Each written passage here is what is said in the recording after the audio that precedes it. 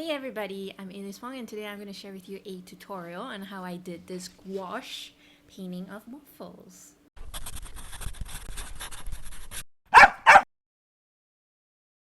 So the painting was done with Mia Gouache and Art by Campap 25% cotton watercolor paper. So this tutorial is a little bit on the intermediary level, so if you're kind of familiar with gouache, then I hope this video helps you. If you're kind of new to it, I do feel it's quite a complicated subject, but if you do grasp a little bit of the concept, then I hope that this helps for your art journey for gouache paintings. So this is my food series whenever I enjoy some meals that I have with my boyfriend, and then I'll just take a photo and I'll just paint them because food and art, my passion. I really hope this video helps, and if it did, I really appreciate if you hit that like and subscribe button, and you can share it to your friends who you may think might find it useful. I share videos, tutorials, and photo references for free for artists to use, so if you'd like to support me to make all this sustainable, you can please do so by pledging over at Patreon. I also like to thank my patrons over at Patreon for supporting me. Thank you so much. Awesome. You guys are awesome. You can also join my Discord server as I am trying to create a wholesome community, and you can also get notified when I go live on Twitch. It's a great time to see how I do my paintings in real time, and if you have any questions, you can ask me over there. All links are down below in the video description, and without further ado, let's go to the tutorial.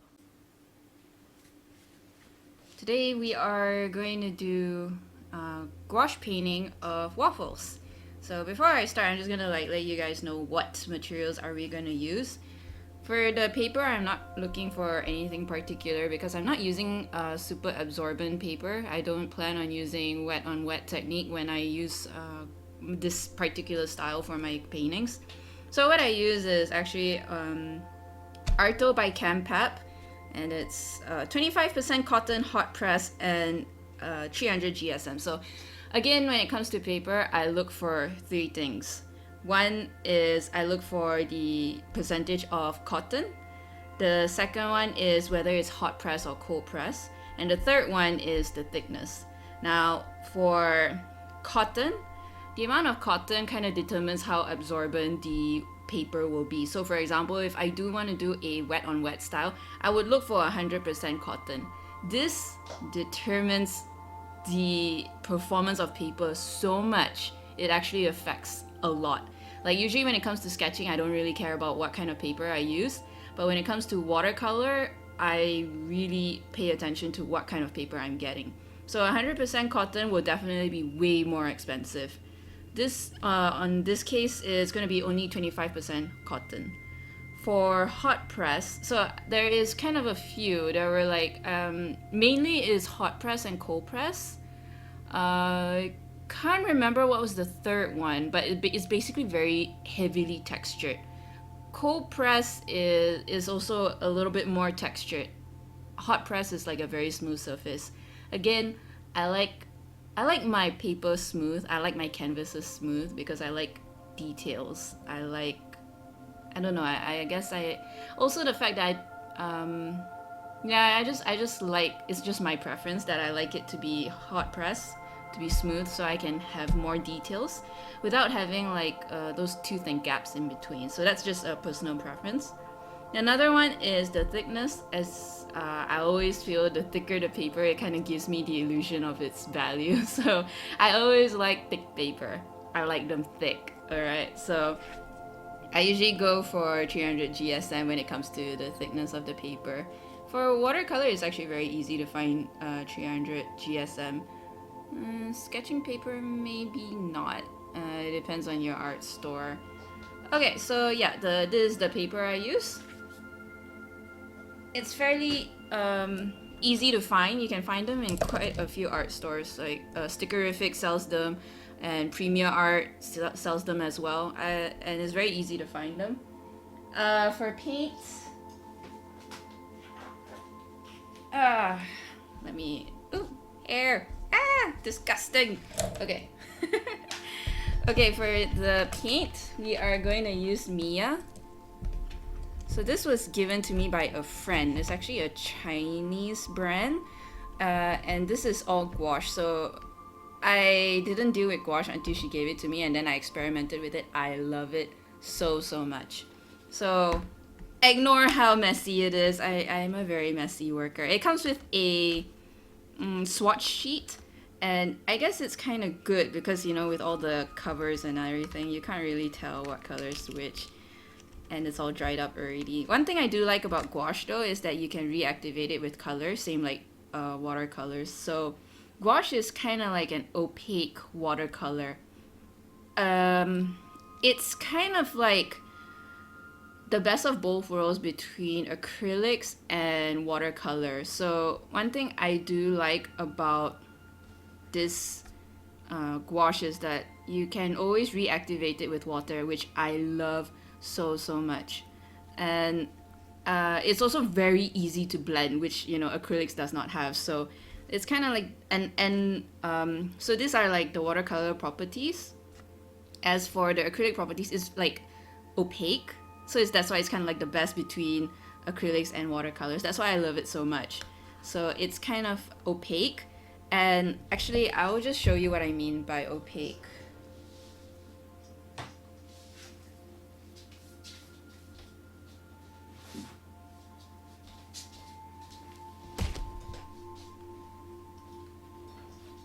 So when I say it is opaque, as in like all this, like for example this Ligiana that I painted using gouache as well, you can see how the white peeks out like really prominently, like all this the teeth here I just used straight off the little cube, and it's definitely something that is not as prominent if you were to use watercolor. If you use watercolor, you're gonna have a really hard time to have that really stand out, because watercolor is transparent, and that is something that watercolor cannot do, and that gouache can. In fact, you see the next one, which I did, was the Kirin. All this was by gouache as well. This is something watercolor can never do, especially if you have a black background. So gouache is very, you know, versatile in that sense, and you can play with it with black paper, white paper, you know, whichever. These are all watercolor. Let's see. The other one I liked was the all these are my food collection using gouache.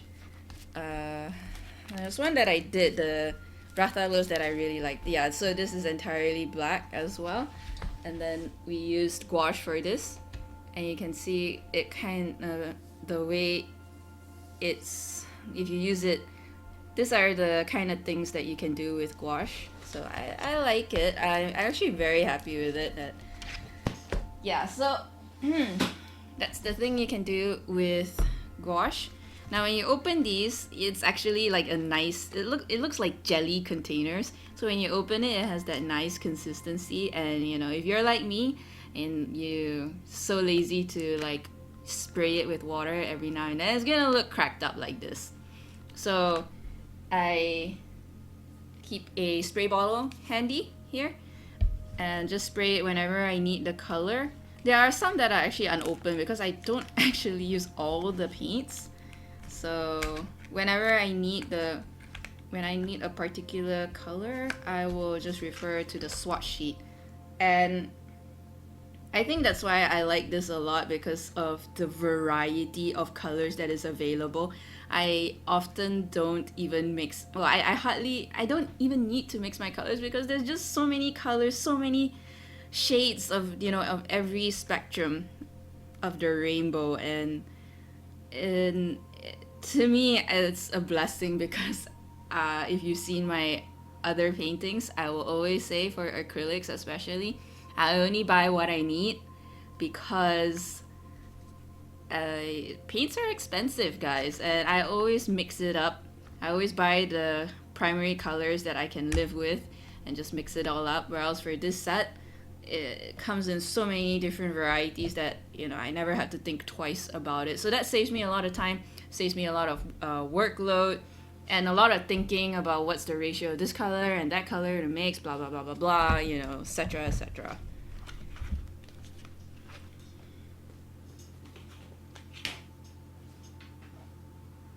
Just one more time, it's called Mia. It's a Chinese brand. I don't know where you can find it, because for me it's like my friend gave it to me, so I guess maybe you can find online. I've never seen this set in art stores. I usually see them. The only gouache I see are Winsor Newton when I go into art stores. I mean, you know, Winsor Newton is a very well-known brand. I've never heard of this brand until my friend gave it to me, but I've never tried gouache outside of this, so I really can't tell. I can't really compare the performance of it compared to other brands. But so far, I'm really digging it. I really like what it can produce, and I would say I would recommend it. I guess. Okay, so for today we are going to paint this called Owl's Cafe. Hang on.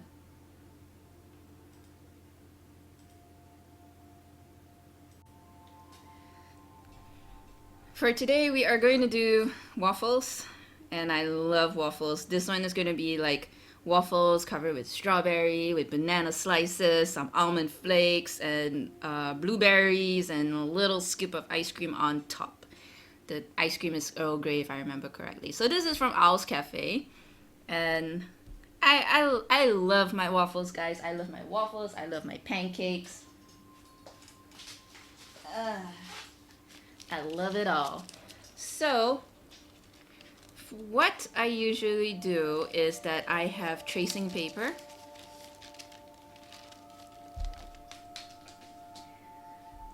So I have my tracing paper, and then I would trace the picture that I've taken of the food. And then I have my carbon paper here, and then I will transfer the image onto the paper I'm going to paint on. This is going to be tricky because it's quite difficult to erase once you transfer the art over. So I try to make this as seamless as possible. So we're gonna try, like, okay. Everything is A4 size, so it is, in a way, it's to make it easier for me. So the art paper is A4, the tracing paper is A4, the carbon paper is more like a B4, I think, but you know, more or less. So what I usually do is I would slowly sneak in the carbon paper in between the art paper and tracing paper. So what I do, a little trick that I learned, is that when the place that I don't have to paint, so the art paper and the tracing paper, they already match in terms of size. And like, for example, the little edges here, I'm not gonna paint anything, so I can just put my A4 tracing paper to be in line with my art paper. So then I know for sure, because the carbon paper is black, I can't see where it's placed correctly. So I'm gonna use this as my indicator, and then I will transfer the outline to the other side. So what I'm doing, I'm using a mechanical pencil. Technically, you don't have to use a mechanical pencil. You can even use, like, even you can keep the lead and you use the edge, as long as you put pressure on it. But I do like to use lead so I know where I already draw the line, if that makes any sense. So I'm going to transfer all the drawing here. So I'm going to, this is the tricky part though. I'm going to try to make it not, I don't want to put too much pressure, because the more pressure you put, the darker the transfer lines will be. But if it's too light, then you cannot see anything. So that's it's a little tricky in that sense.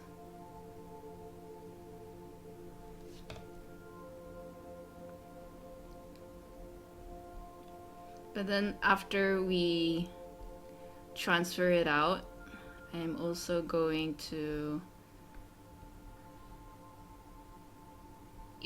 lightly erase the outlines.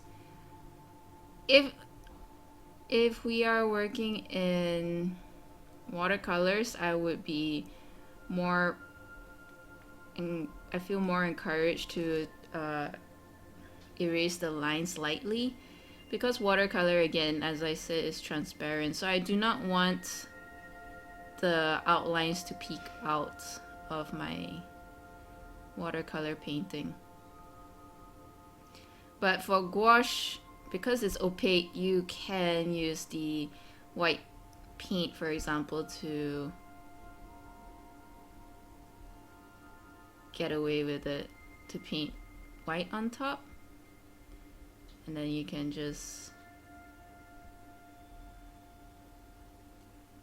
make it all white and seamless so it doesn't look like you have outlines peeking out.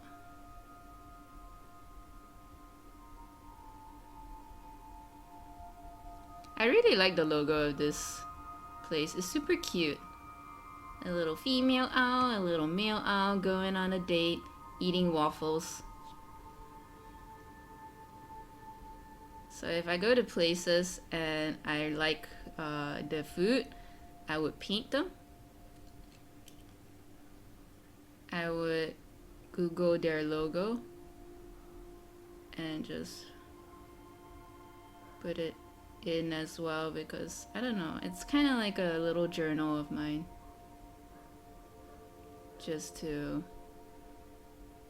memory's sake, because it looks very pretty and I want to keep it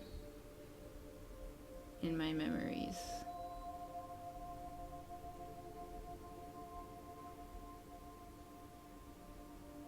Alright.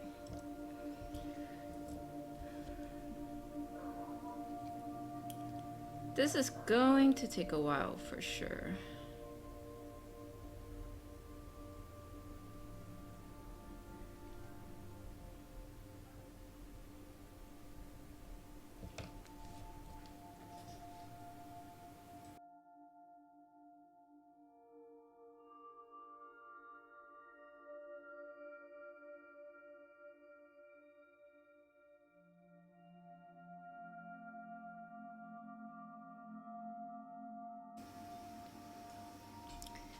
Okay, so after we...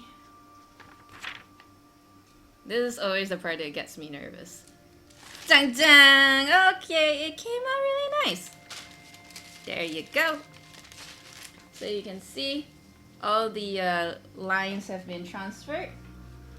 And it makes your job a hell of a lot easier, I must say. Work smart, not hard, you know?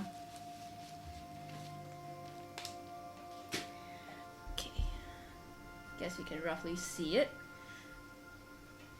So let's see if, well, to be fair, I also, even though I'm using gouache, I do like to lighten the lines as best I could. For this, I use a kneadable eraser. So there you go, this little guy. And one thing that's great about this little guy is that using an kneadable eraser, it does not release any eraser dust. So no matter how many times, it actually lifts off the graphite or, you know, whatever material it is. So it doesn't leave any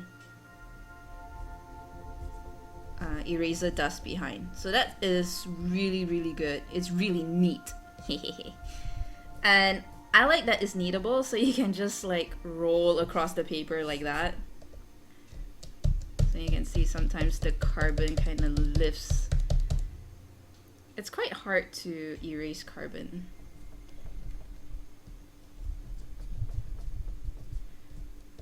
I've tried it and it won't come off. It's really stubborn. The best you can do is just lighten the lines as best you can.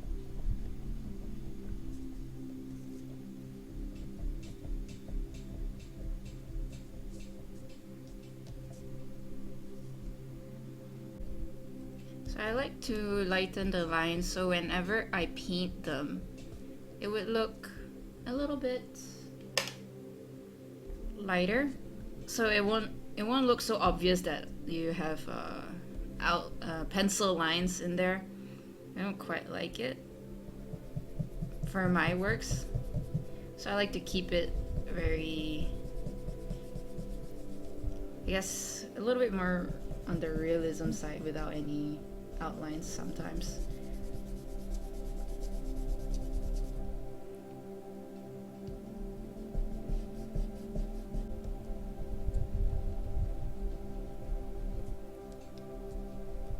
haven't actually reached the point in the eraser's life that I have to throw it away. But I read that the moment you use it a lot, it can no longer stick. It can no longer pick up that graphite or charcoal.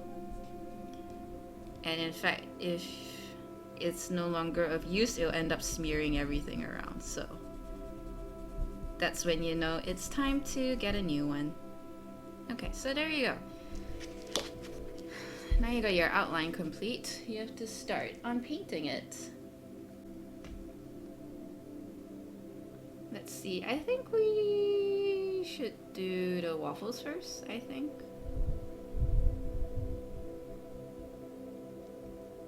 Or should we do the owls first? Should we do the waffles or should we do the owl first?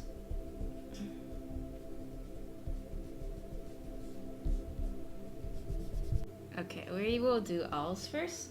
So, gonna get my, hang on, let me keep some stuff. So one thing I like is that we got the little swatch over here. The owl looks a little, ooh, the colors look quite pastel. The blue one, we can go with sky blue. We got sky blue. I will go with nude. I think, yeah, that's a quite the accurate color. We'll go with burnt umber for the branch. I guess yellow green. I'll go with yellow green for the leaves. So I got my little spray paint here, so you can see all this dried up. I'm just gonna spray a whole bunch of it in there. And just kind of like let that soak in a bit.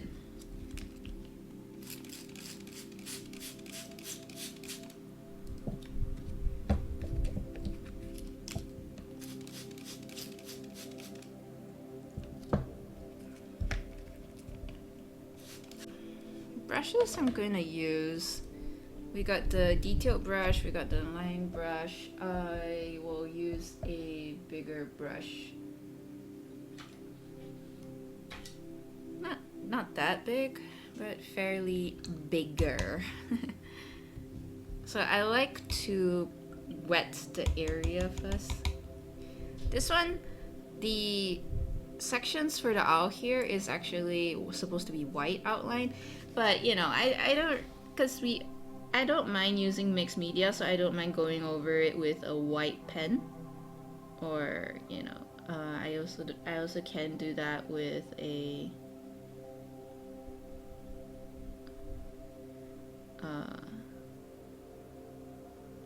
gouache white.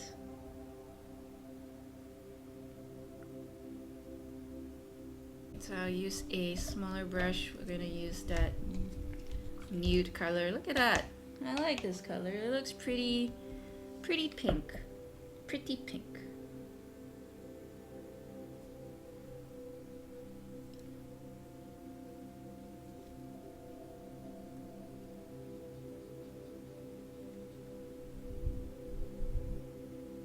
So it starts to reactivate even though it was all dried and crackerly before.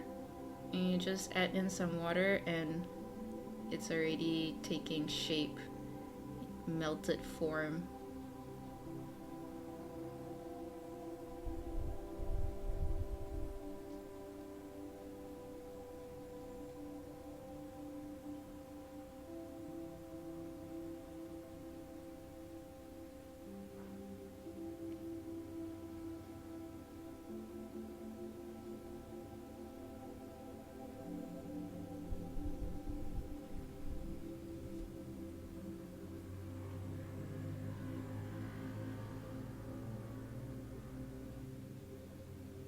So I'm just gonna cover all that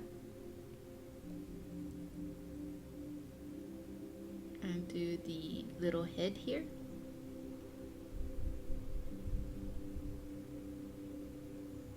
Even though the logo was like white marks, I think I'm gonna go with black because the paper I chose is already white, so it's not gonna look very nice. So I'm gonna take a little bit of tiny artistic creativity here. So when the paint dry, I'm just gonna go over it with a black outline. I feel that is more appropriate.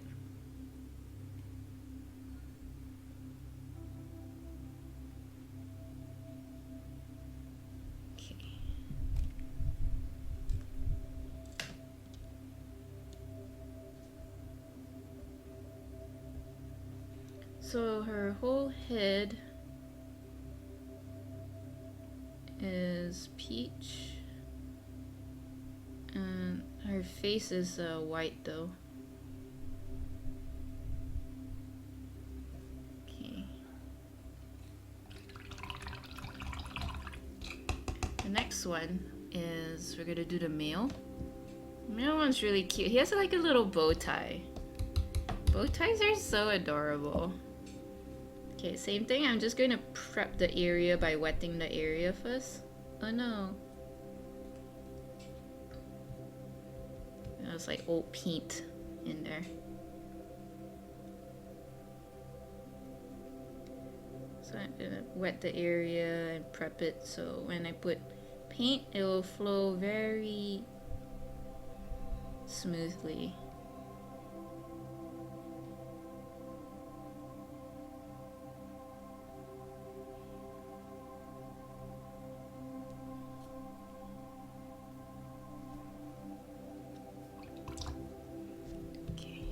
Same thing. Get some get the brush and just wipe,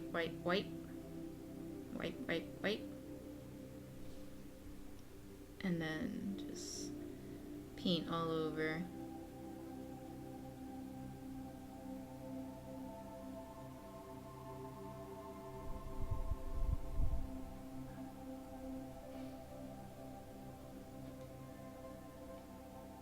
If I paint over the bow, doesn't matter because the bow is a darker color, so I can just paint over it later on.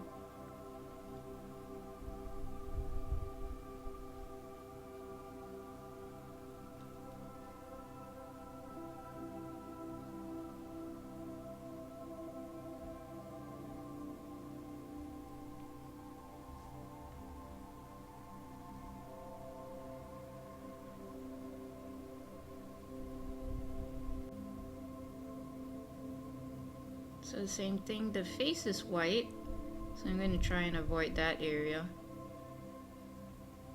So when it comes to watercolor and gouache, the same concept applies to like when I'm sketching.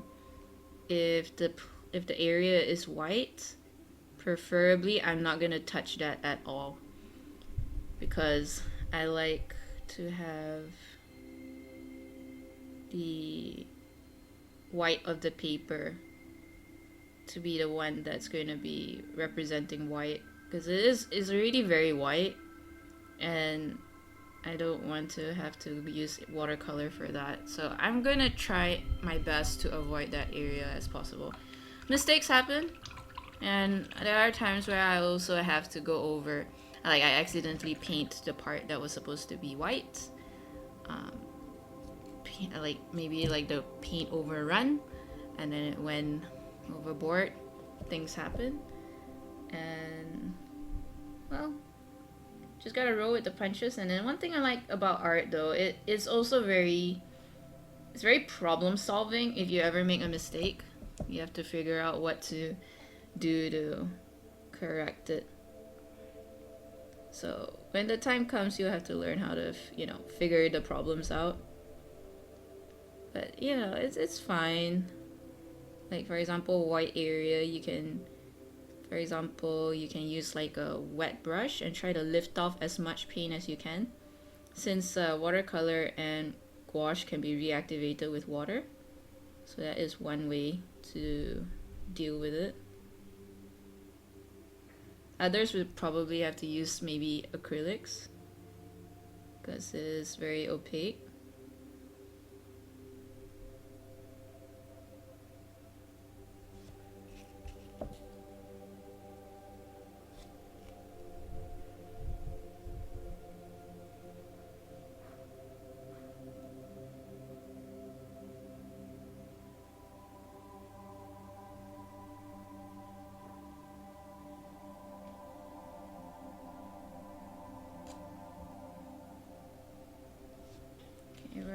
almost done with the brunch. Brunch is fairly simple. And then we got their little beaks.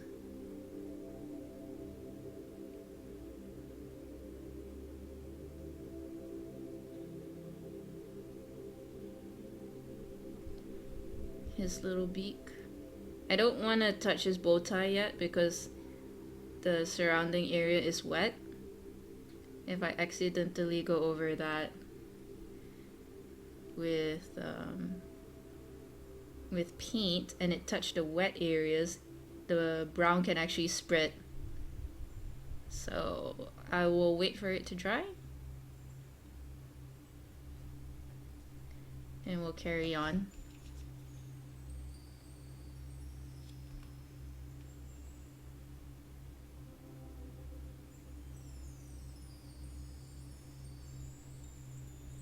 I miss going out. I miss going out to hunt for food. Go food hunting. Not literally hunt for food, mind you. I mean, you know, go out, have food. People watch even. Good gracious. It has come to that, everybody. You gotta go out and actually enjoy watching people live their lives. How scary is that?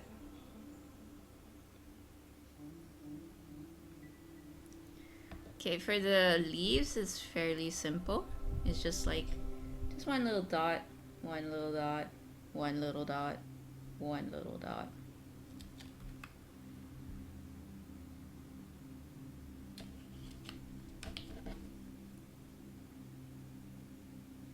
Okay, kind of concerned if my paint is too wet, but we can try.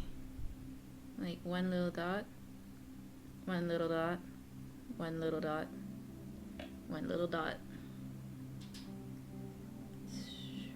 Tree, 1, 2, 3.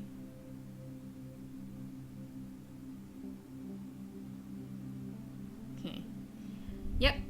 And there's the logo. Obviously, it's not done yet, but I am strategizing. I'm gonna make the outline. I'm gonna use a pen for this. I'm gonna use a pen because it's easier that way. I don't want to use a brush. I like pen because there's like there's a supply of ink. I never have to dip my pen into water or paint, and there is so much control because, you know, bristles kind of tends to spread if you put too much pressure and stuff. Pen is always like the same amount of pressure depending on the nib. Okay, we are done with the logo for now. We're gonna carry on with the. We'll do the plate first. Okay. Plate is fairly simple. It is. I'm gonna continue using my sky blue here. I don't. We have white, but I think gray is best. We're gonna start with the plate first. The plate is fairly simple because it's just gonna be gray and white. So I'm gonna take water with me again. Just gonna spread the color. So I'm gonna use, well, the white, as I said before, I'm gonna use the paper, the color of the paper. And then the plate is white, but I'm gonna use gray as the midtones and shadows. Really nervous. I hate when the paper is so white. I'm so scared to get it all dirty. Okay, I'm gonna use gray as the midtones and the shadows. I'll have a little bit of blue. It's nice to have a little bit of blue in there, like surrounding colors and whatnot.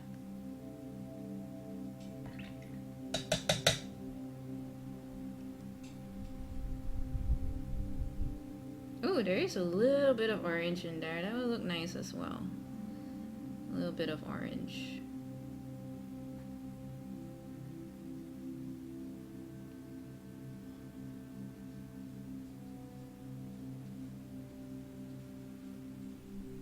So this is usually how I work. I wet the paper.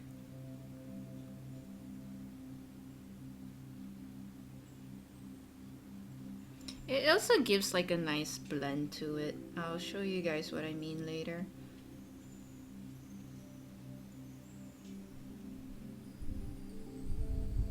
Good. I like how the paint spreads using water.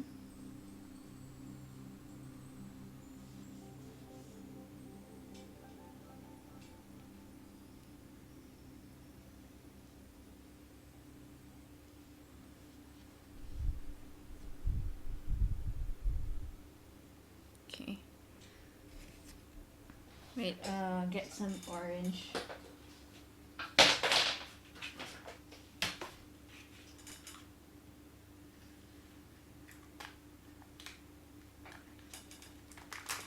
I got a medium yellow. It has that warm tone to it. I quite like that. Okay, I got my ugly brush with me here. And I'm gonna use that. So again, with the brushes, if I cover like a big area, I'm not particular about it. How well the brush is kept. Only if I start using, what do you call that? Only if I start using details. If I'm doing details, then it does matter to me.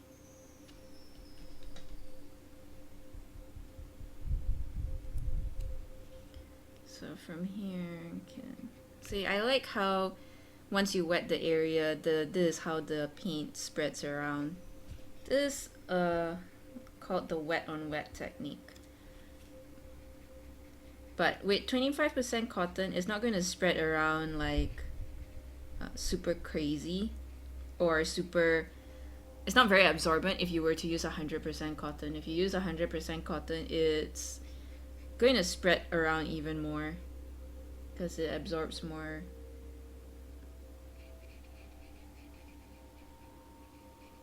water.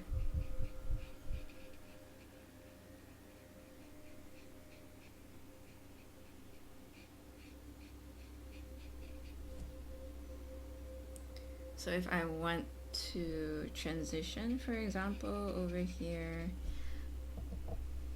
I'll take my brush, I'll wet it, and then I'll just add water, and then it'll blend, and then it just disappears.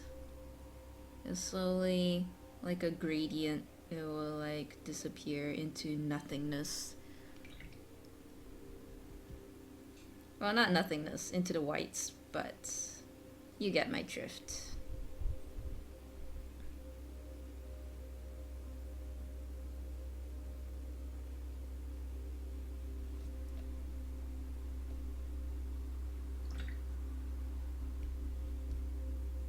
So this plate has a little bit of pattern. So that's why the shadows are a little weird.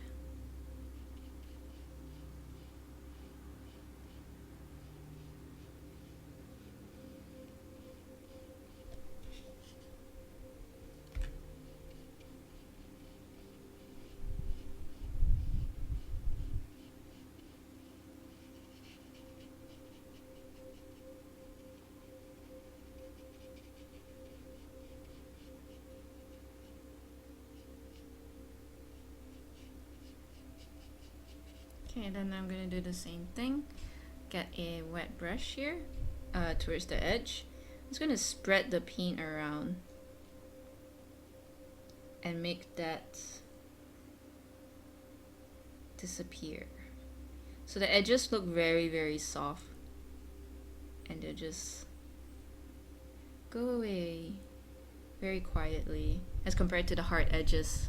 They're like here to take all the attention, all that sharpness, like a chiseled jaw. Okay, this clearly needs more water. I'm gonna spray some more.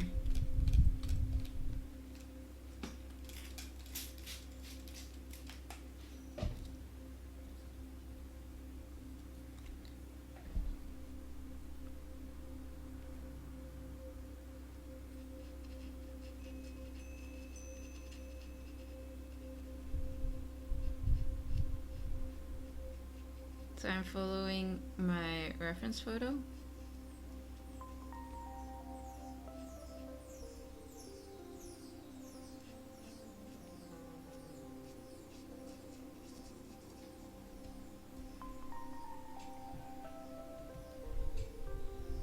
And same thing, using a wet brush towards the edge there. If I want the edge to be soft, then I'll use it to soften up the edges. At least that's what I'm gonna do for now. And I'm gonna do this softly. And then I will see parts that need to be darkened. I will darken it as such.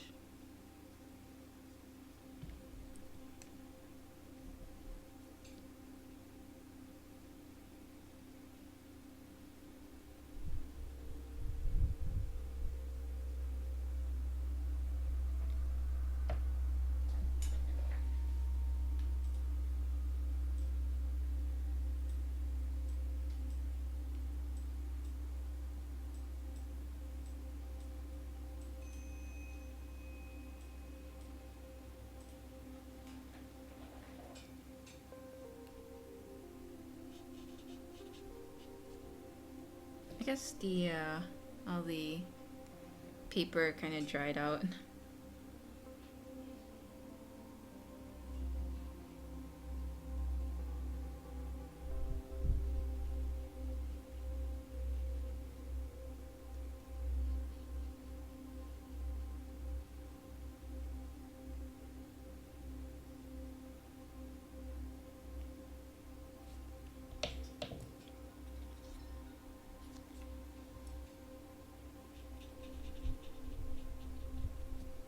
I don't quite like this brush a lot. It's quite hard, I guess, from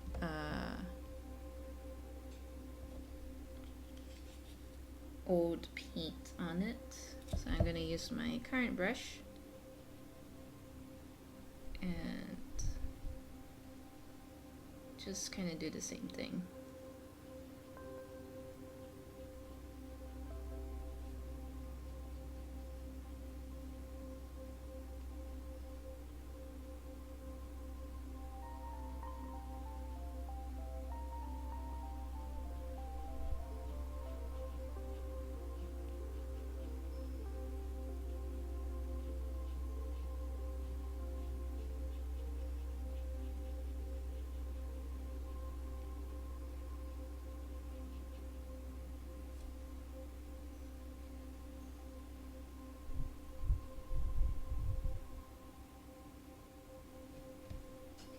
So you can see the plate is like a sort of got a little bit swirl effect there.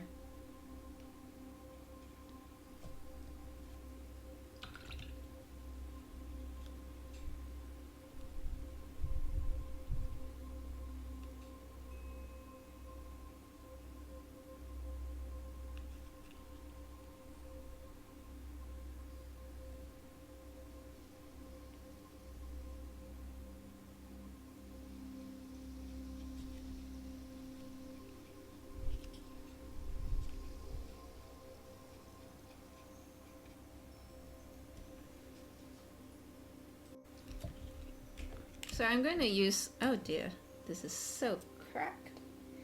I'm going to use other colors. I'm going to introduce different colors into this section as well. So I'm going to introduce this like a medium yellow along with the sky blue. And instead, like, to make the plate a little bit more interesting, and also it's nice to have different colors, so it's it also has like this 3D aspect.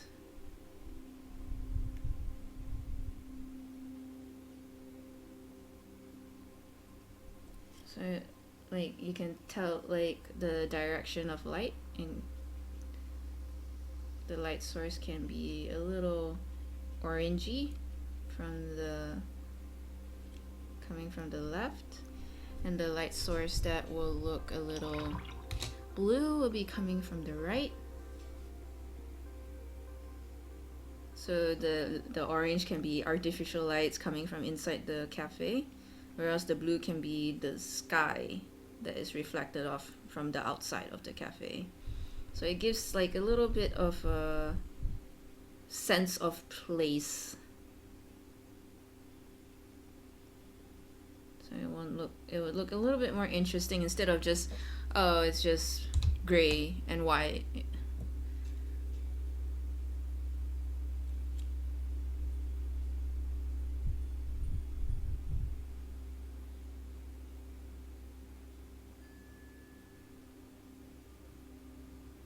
And one thing I do like about gouache is that when you introduce other colors, it looks very nice to blend them together as well. It looks quite seamless, which is why I like gouache. The blending is it's also very painterly. It's not like super like oils. It has a little bit of that stroke in there.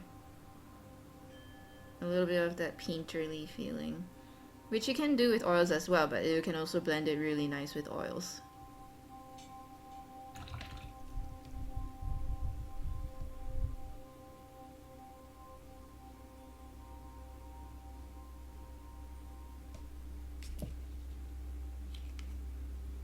Gonna do just a little bit more over here, just a teeny tiny bit.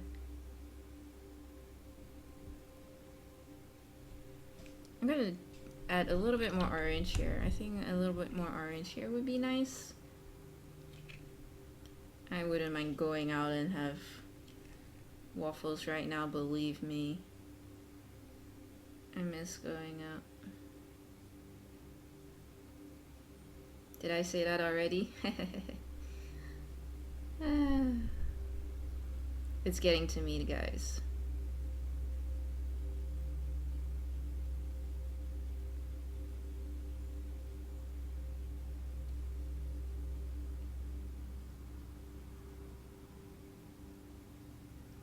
So, just using water and blending it all out.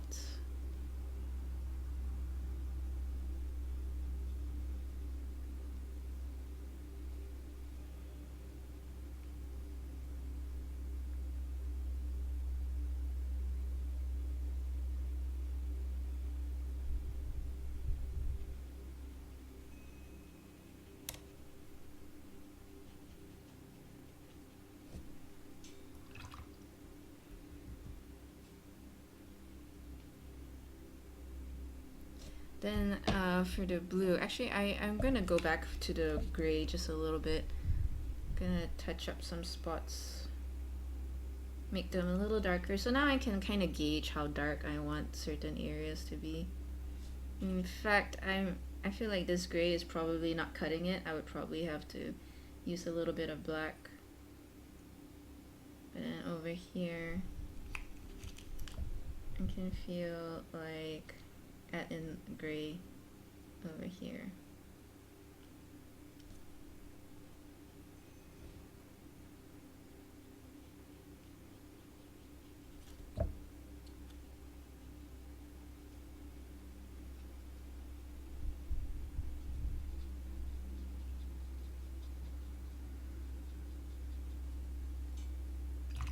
So I want to have that curve look.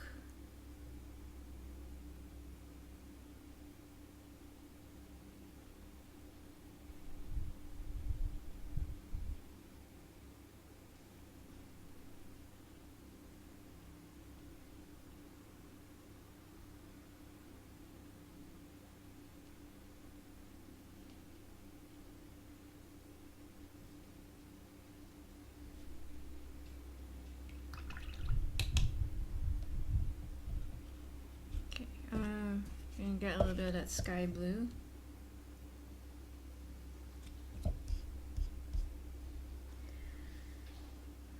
I'm gonna paint a little bit on the outside of the plate.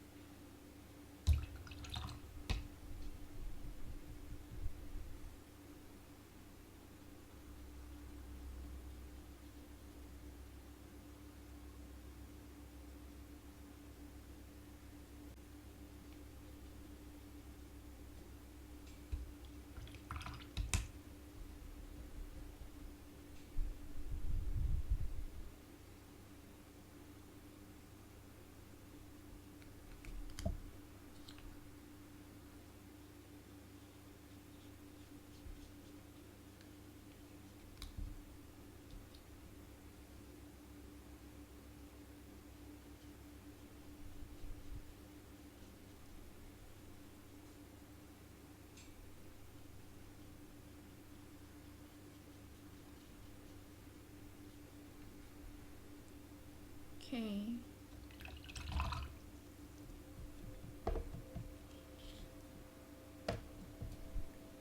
Going to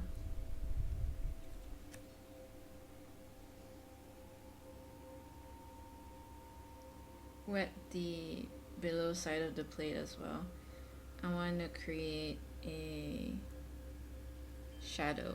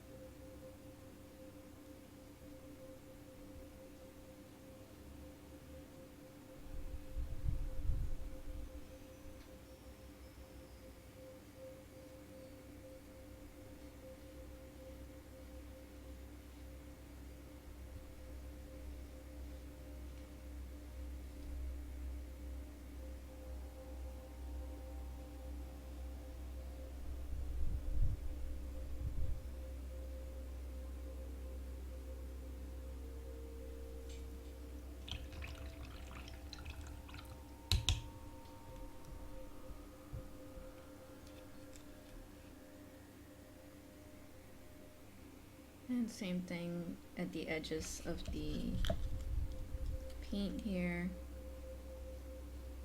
Just use water and just spread it all out. It looks really nice then.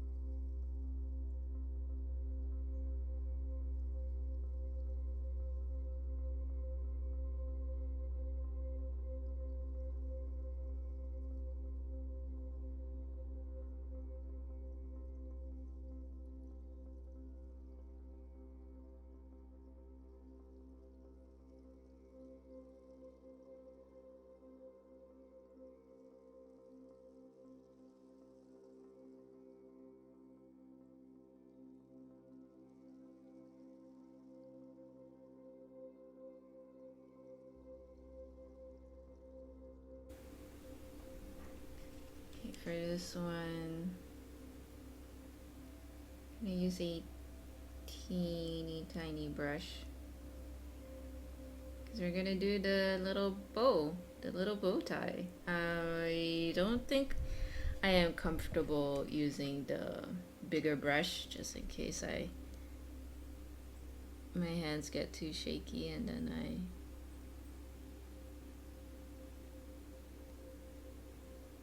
mess it all up.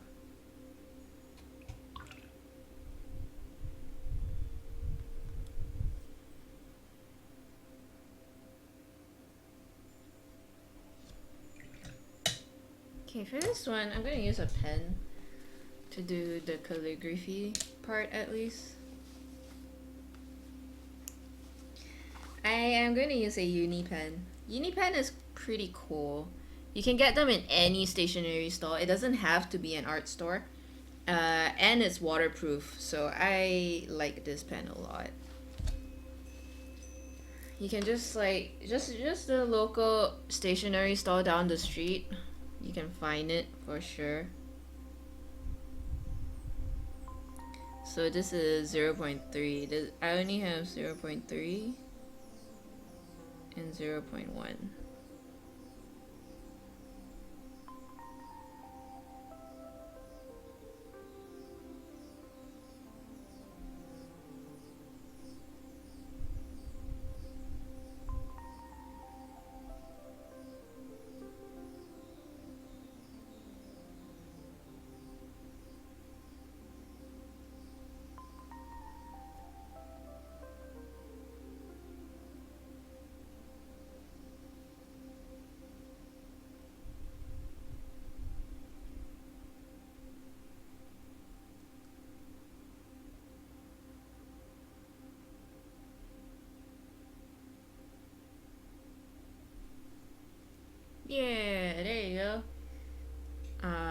then for the female owl,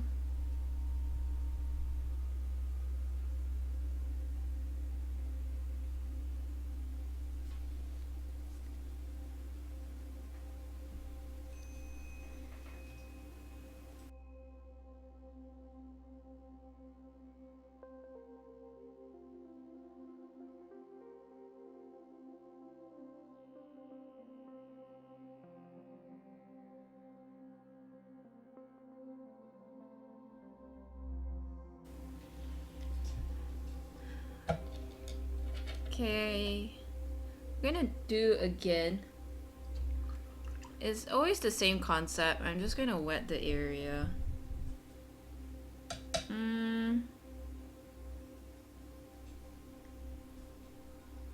This one is gonna be like the mid-tones, I think.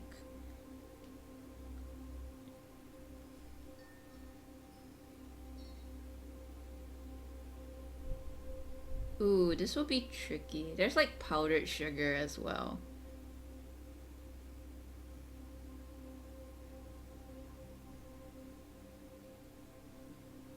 Okay, there's a lot of stuff going on in here. Not the best beginner tutorial. I would put this more like an intermediate because there's a lot of things going on in there.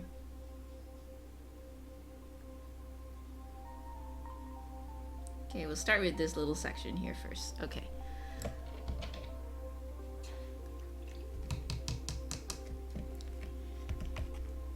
Gonna take some of that earth yellow here. Kind of looks more like brown. I don't know why they give all this fancy names. Am I colorblind? Or is this brown? It looks like brown.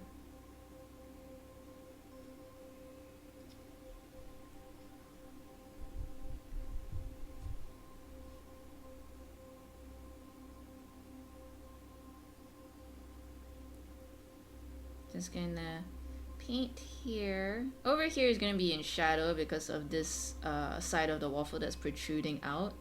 So it's gonna cast the shadow in there.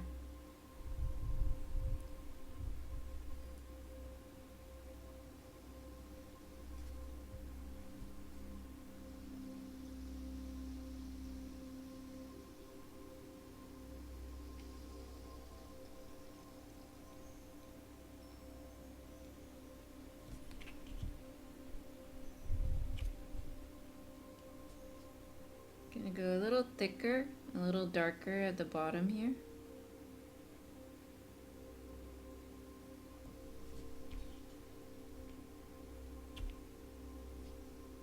You want that nice crispy look to it.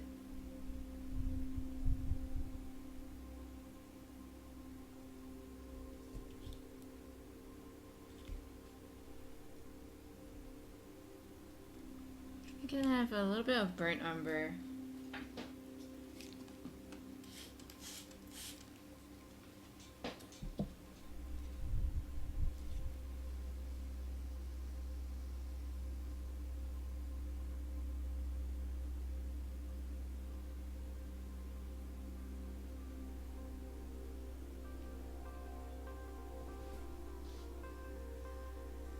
This one gets a little darker because it's on the inside.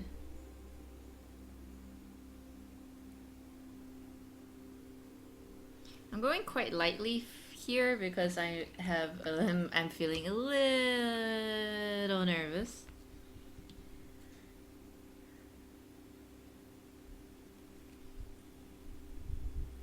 Okay, over here is pretty dark.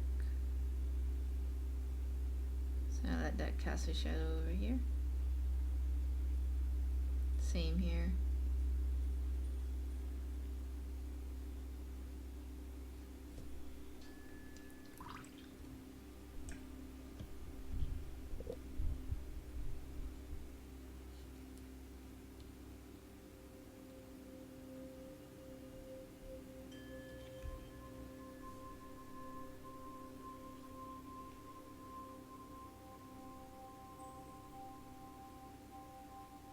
So I'm gonna keep adding a little bit and a little bit until I feel more comfortable until it looks a little bit like how it is portrayed in the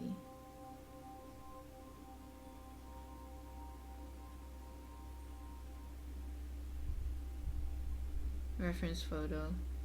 So over here I'm just not going to do very smoothly. I'm gonna like dap, kind of give it like a little bit of a texture formation. And since it's also kind of like that waffles, you want that like crispy outer exterior. And this kind of like irregular lifting and putting down of the brush kind of gives a little bit of that illusion.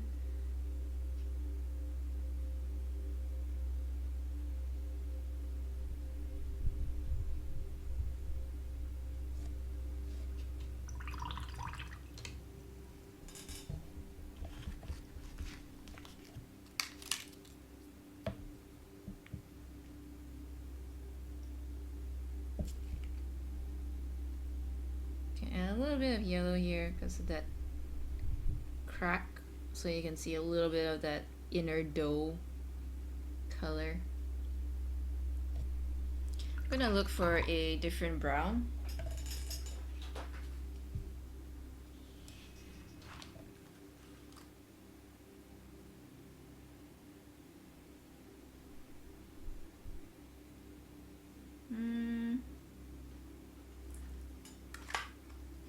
Okay, I'm gonna try underglaze red. I want a little bit of that red tone to it.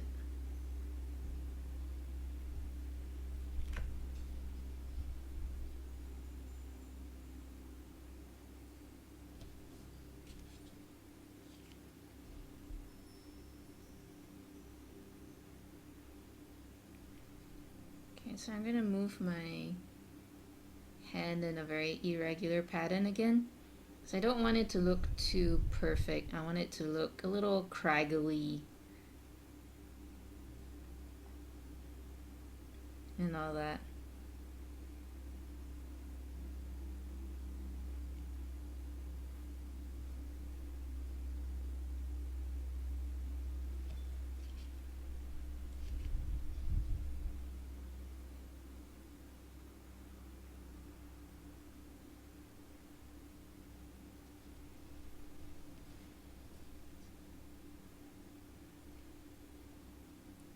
Same.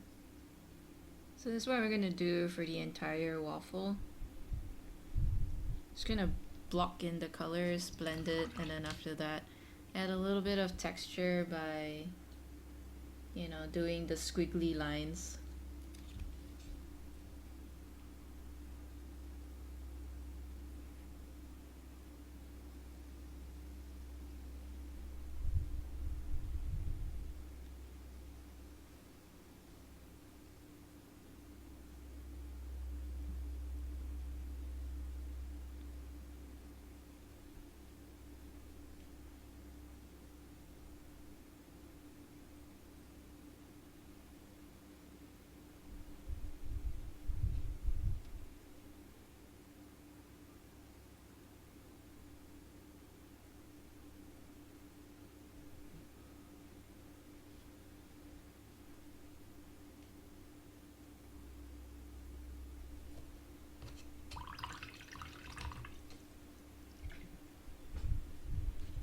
Okay, I'm gonna go over the dark spot over here, all the shadowy areas.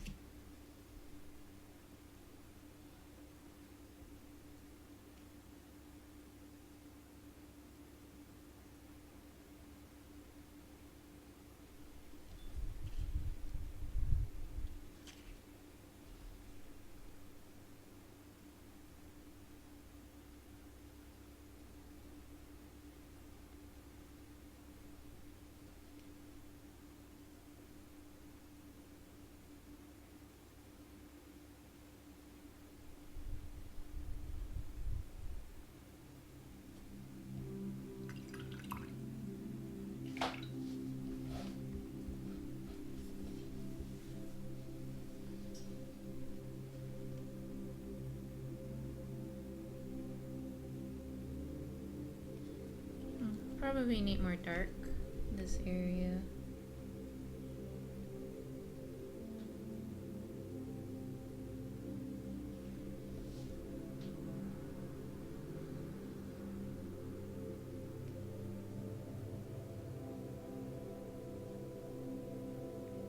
And this area here as well, probably in shadow because of the pattern of how the waffle is. I feel like a little bit of that underglaze red would be nice to give it a little bit of that. I don't know how to explain. I don't really know the term.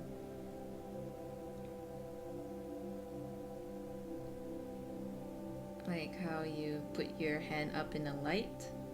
It looks kind of red because of the blood vessels underneath.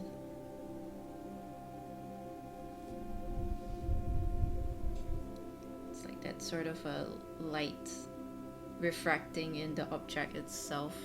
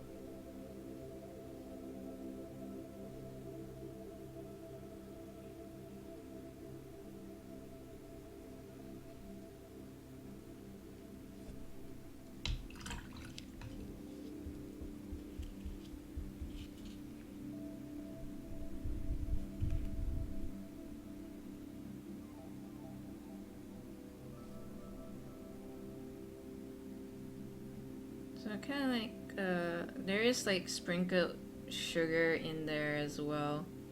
So I'm just gonna do like a polka dot thing. So it's like the icing sugar is the white parts of it.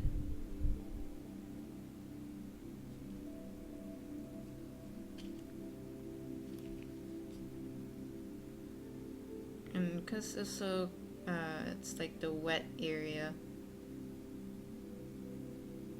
So the dark paint will just kind of flow to the areas that is wet, and it won't touch the dry areas at all. So that's kind of like the awesome part about handling with wet medium.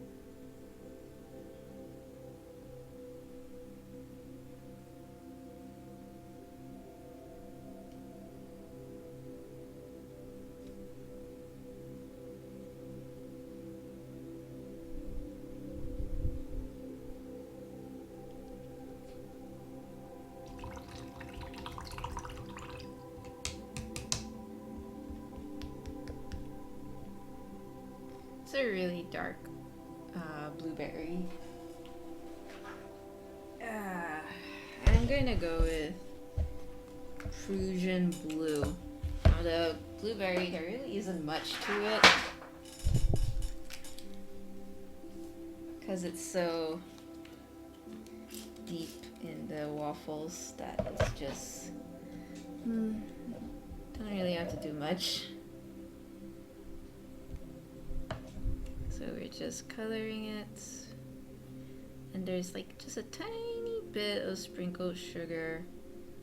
So I'm just gonna do a little bit of that polka dot on that area. Okay. Then that's it. Most of it will be in kind of in darkness.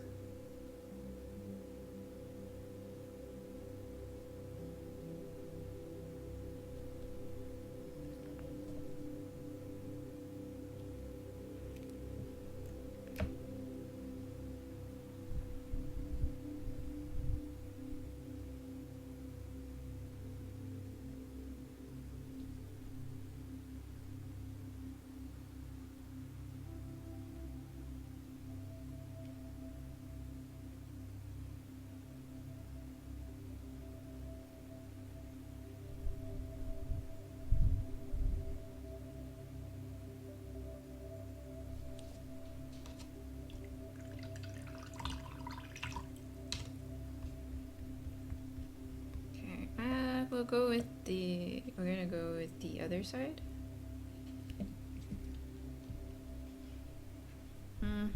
Wait, you know what? I'm not satisfied. Should be darker here.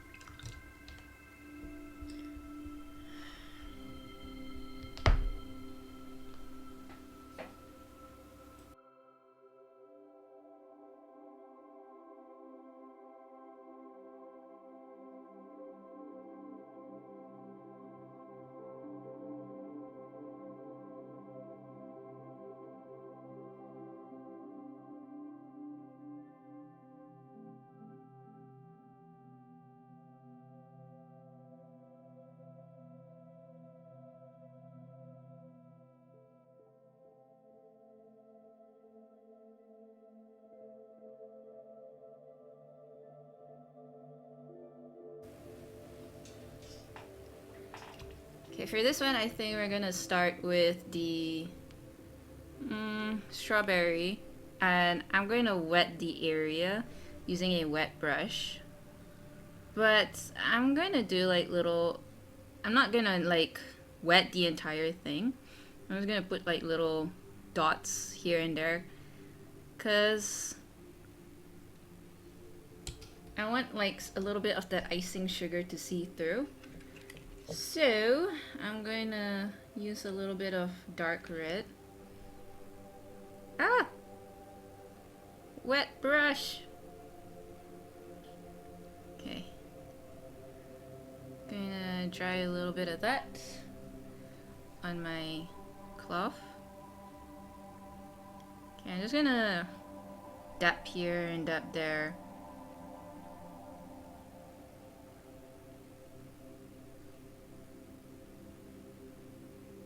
Slowly bring it around.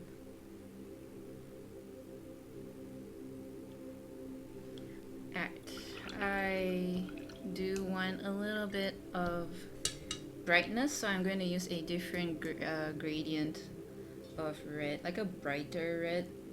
So one thing I really like about this Mia gouache set is that there's so many different shades of color that I don't bother mixing anything. I just use it right off the packet. So I've never mixed colors before with this, because it's like over 50 colors, I think. So I kind of leave some white space, some whiteness peeking out. That could be icing sugar, or the strawberry seeds, or even just the shine. I find, and I do food painting, I think that shine really makes all the difference in the world. Somehow, food just looks yummier. I think it's because it looks nice and oily and greasy that it starts to look really yummy. So that is food painting for me. Yum yums, all the greasiness in the world.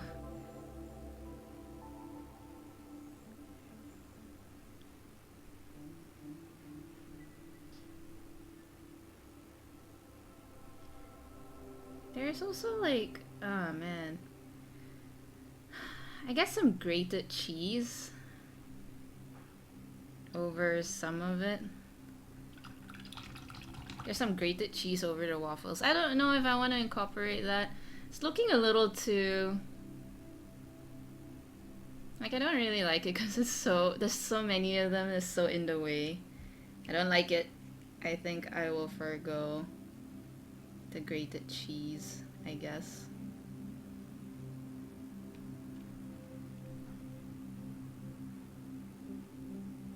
Okay, I'm just adding another coat of the dark red. Oh, this dark red looks quite nice, doesn't it? Looks like red wine. I can't remember which red this is. Let me look at the gouache set, the swatch. This is deep red, I think. I took a deep red and an arts red.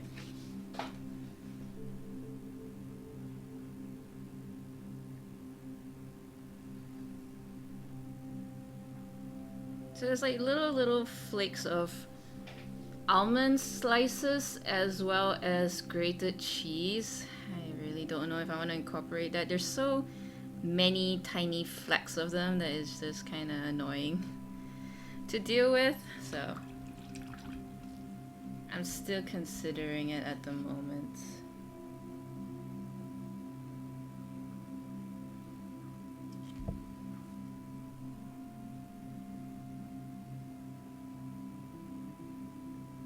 Okay, having like this nice, bright, vibrant red.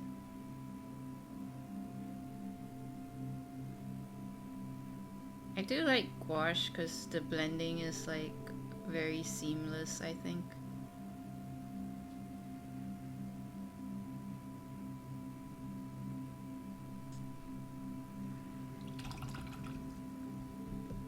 Okay, I'll add a little bit of yellow towards the top.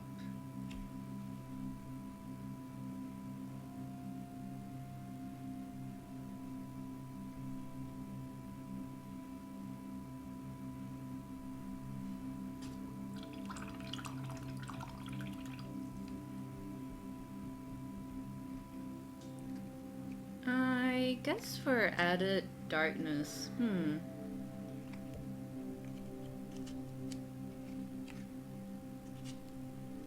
can go with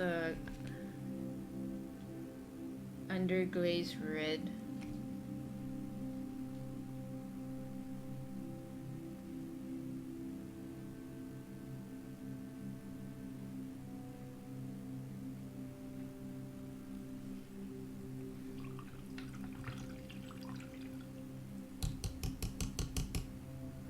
And we're gonna start off with the banana while this dries.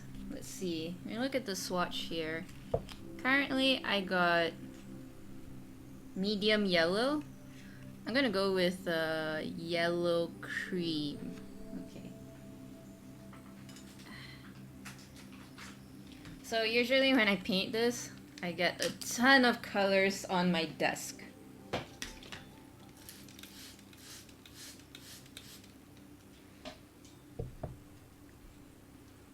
I'm gonna do the banana.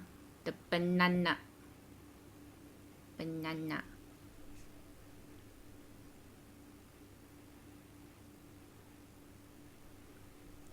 I am ever so slightly trying not to touch the strawberry. If the strawberry is wet as well, and you touch it with a lot of water, it can even bleed onto the banana, and we don't want that. So I have to be quite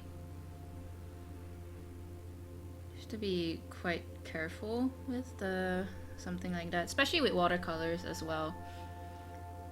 You want to try and not encroach the other subject with too much water, because then after that the colors will go everywhere.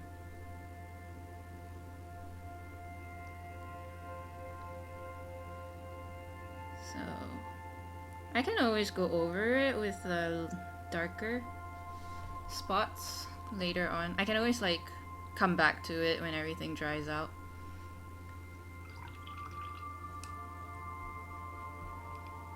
I'm going with the darker yellow now. And I'll just add in a little bit of orange just cause. Oh wait, no, I can add a little bit of brown because the banana is in shadow, so I'm trying to use it as a darker tone. It is quite nice to use other colors as a form of shadow instead of always migrating to black.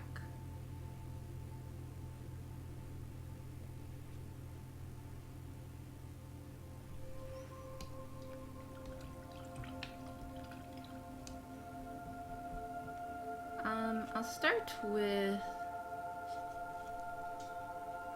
this one. What's it called again? Earth yellow. I was gonna say raw sienna, but no.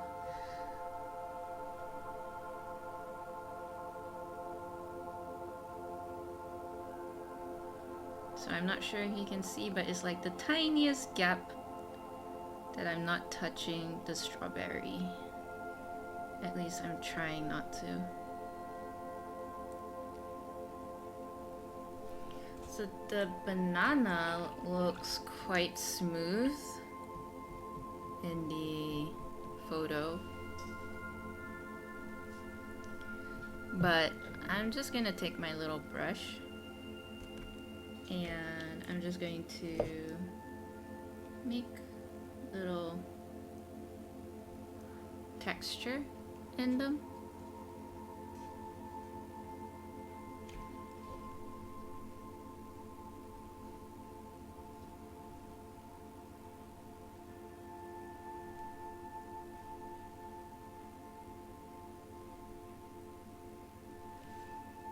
Especially you can see the pencil line now. And the banana is so light, so I don't like I don't like not color pencil. I don't like it when my pencil line can be seen. That's why I try to erase it as much as possible.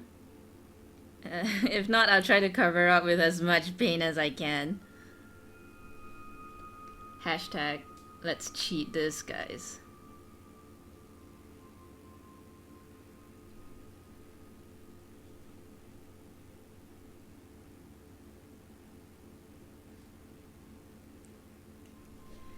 Alright, just add a little bit of water and let that brown just go a little bit of everywhere. Okay. I want it super dark for, you know, where the banana's supposed seeds are. I say seeds, but all you ever see is little black dots inside the banana. So I'm going to use my burnt umber and just go over it. So I'm going to take a wet brush and then just, oops, still too wet, and just spread it around.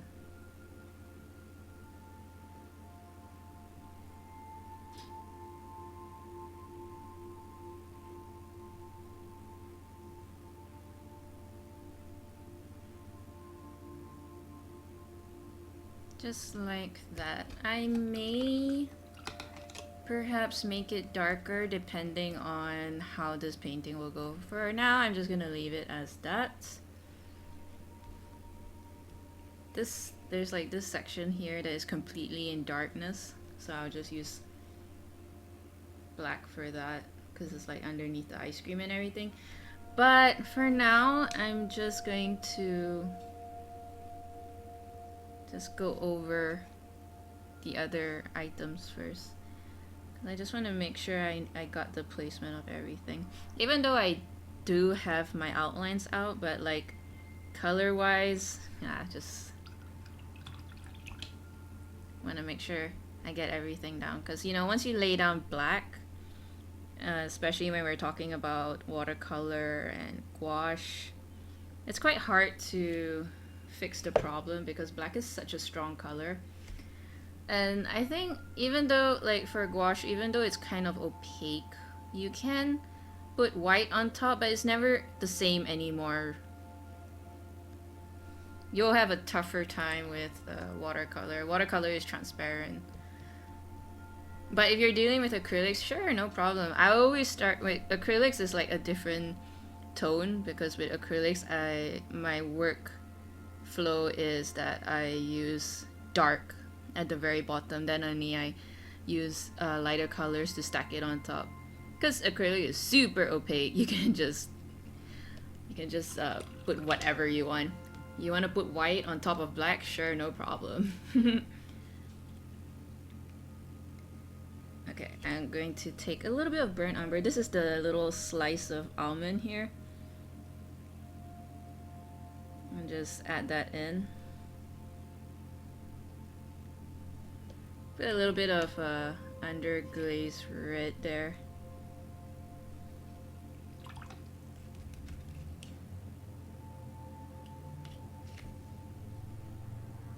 Oh, okay, there you go. Then I'm going to wash my brush and use the wetness of my brush and just spread the colors all around. So I like gouache because they're so reactive to water that all you need is just a little bit of water and then they'll just start blending everywhere. So you can't really do that with acrylics because once acrylics dry, and they're really fast when they dry, you can't blend them anymore. And then with watercolor, you can blend them, but they're not opaque like acrylics. So gouache is kind of like the best of both worlds in that sense.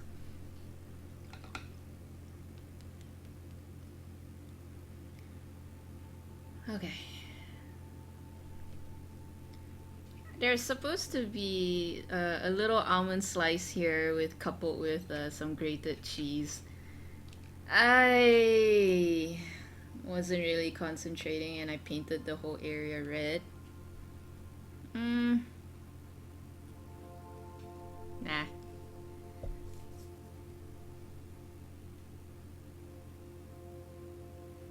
Let's just cover it up with black. Ho ho ho ho. Because we can.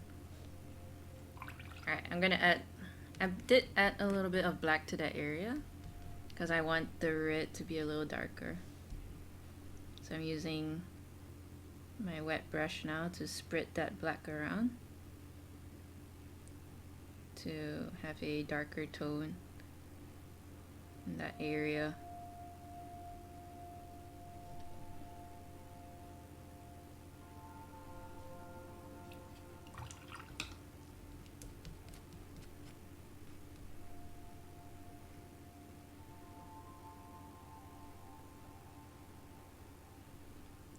Okay, I guess, we'll go with this one now. So we're gonna just use the same concept here. We're gonna start with the waffle, then we'll go with the fruits on top. And it's the same thing. I'm just gonna, use squiggly lines to create that little texture effect going on. So I'll wet the area.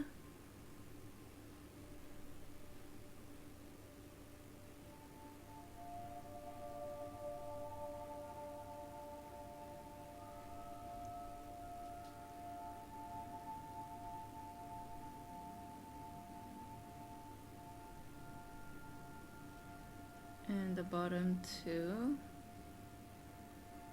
Okay. Alright.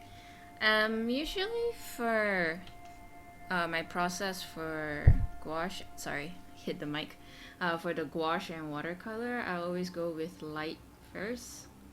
Then I will slowly go darker and darker and darker, see how it goes. It's kind of like sketching in that sense. So that's similarly, I would start light.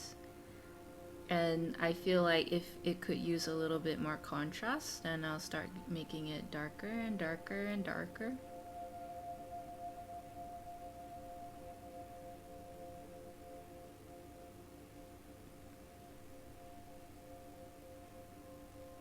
Okay, so I'm just, when I paint, I'm not going in a straight line right now. I'm just going in some form of random direction. And the color is quite thin, so you can't really see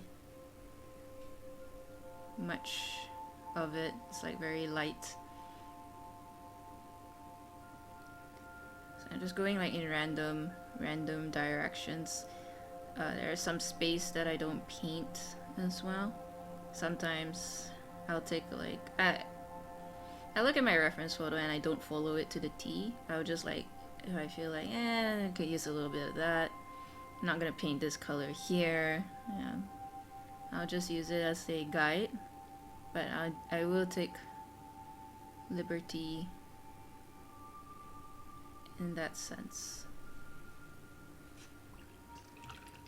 Definitely different than when I do my realism for animals.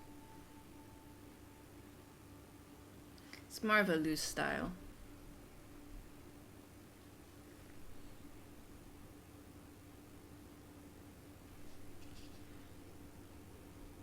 So this one, I am very, very certain it's gonna be really dark because it's in shadow.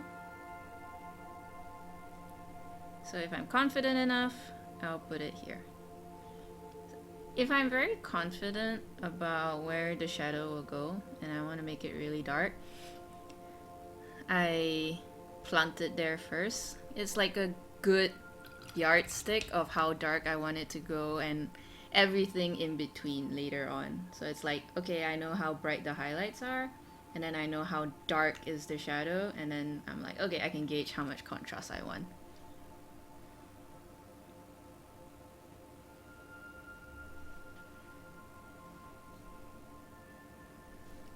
I want it to blend a little bit with some orangey aesthetic to the waffle. I love my waffle crispy.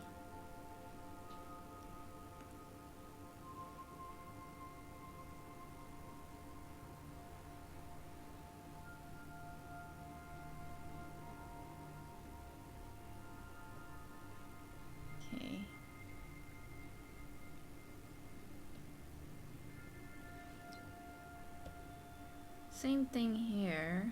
It's in shadow. So I'm gonna add a little bit of darkness to it.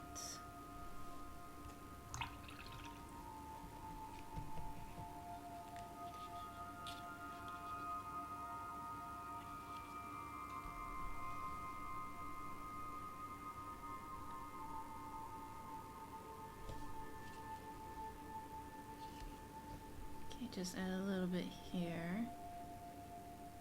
I don't want too much, so I'm gonna stop here. Wash my brush a little bit, then spread it around. Not like Corona, but a little bit. Don't want it to be a crazy spreader. Same thing, I'm gonna add a little bit of orange tinge to it, so the surrounding area it'll be like orange.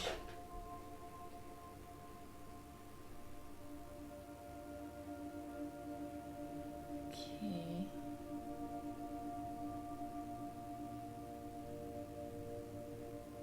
It's not dark enough. Should add more. So shy. Definitely need more.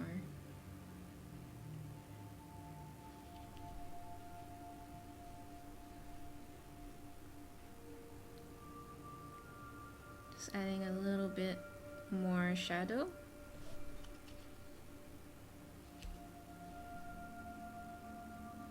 And then I'm gonna take this time to blend around.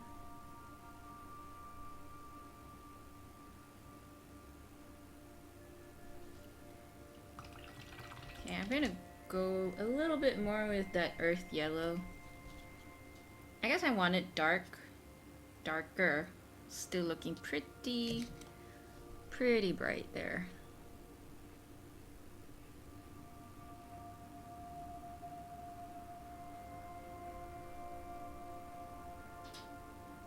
Okay, I'll wait for it to dry first. Sometimes if it's too wet, the color goes everywhere, so I want it to dry and then later I'll go back to it with some dark.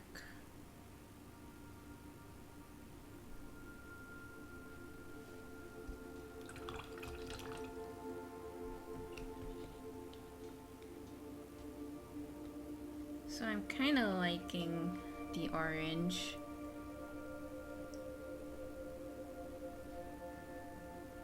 I like when I have a lot of colors at my disposal.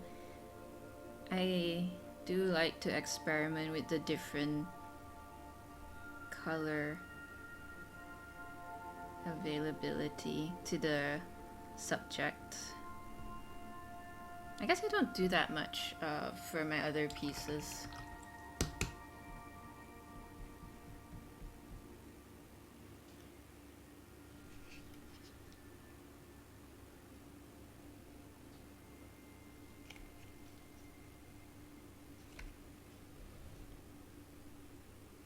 Okay, I'm gonna add a little bit of texture, so I'm just gonna do like squiggly lines again all around.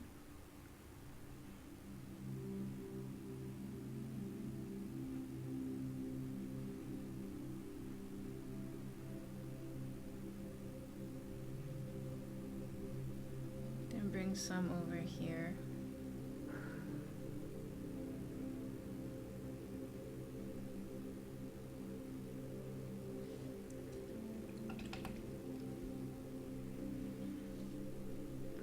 Okay, over here is going to be a little bit dark.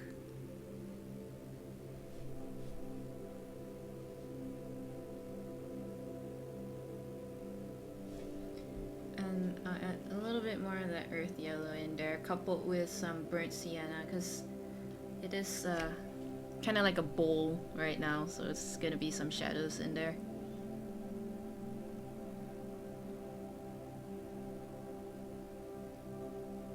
Okay, there you go. I'm gonna add some of that burnt umber.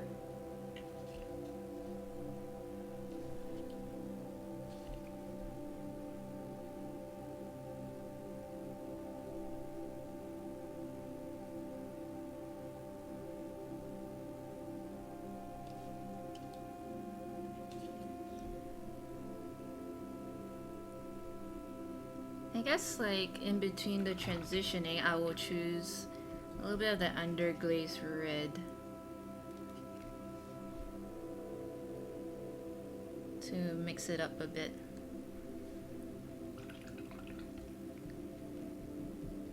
So I often wash my brush and make sure it's wet, then I'll spread it around.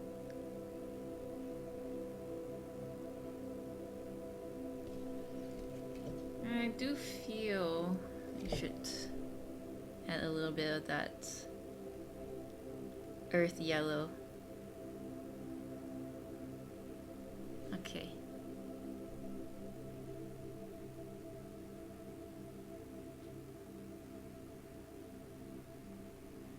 So I'm gonna add like, you know, the polka dot again. So it kind of has that crisp texture. It's all in the mind really. It's like an illusion of lines. It can be texture, it can be icing sugar. It's really up to your imagination. Because it is a dessert. There is some icing sugar on it as well.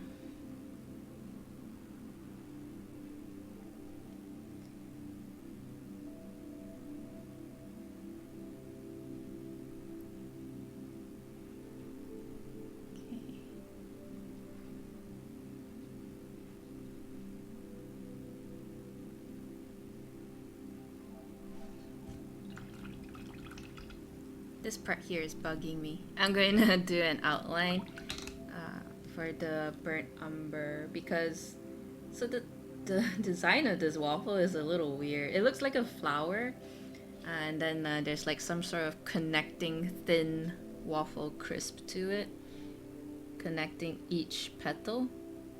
So this is a weird one.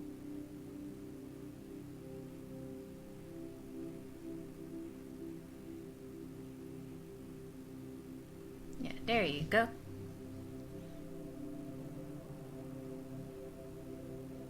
Okay.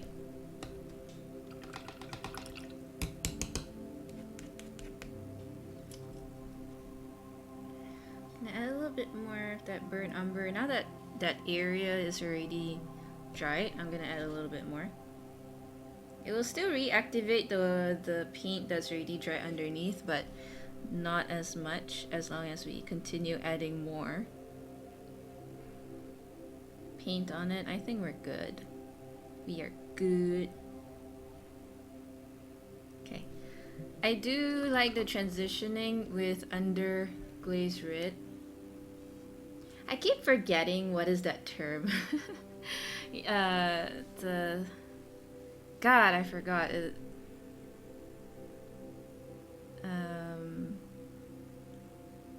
Subsurface scattering, I think.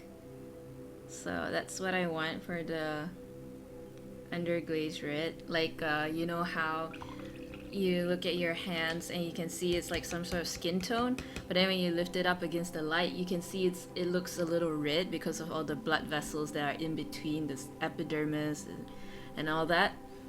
So that's what I'm trying to replicate.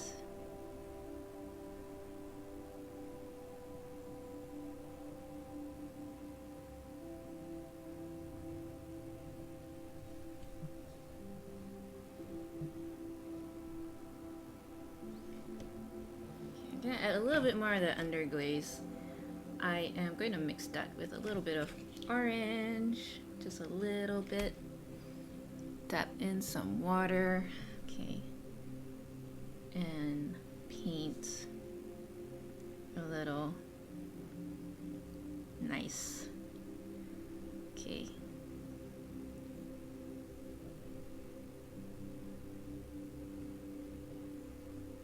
Gonna add some here as well.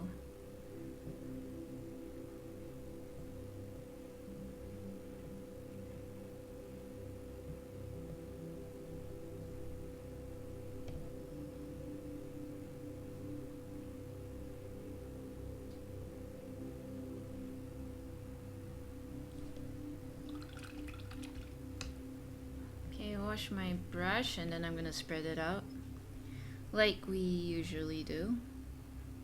Spread it out a little.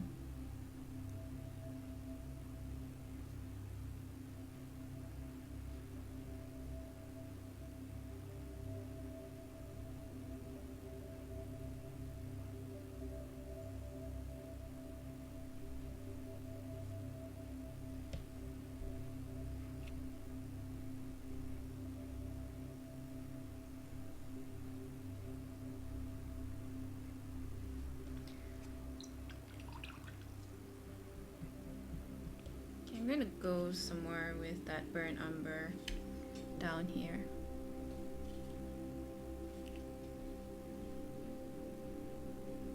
There's a little blueberry there, so I'm trying to go around the sphere.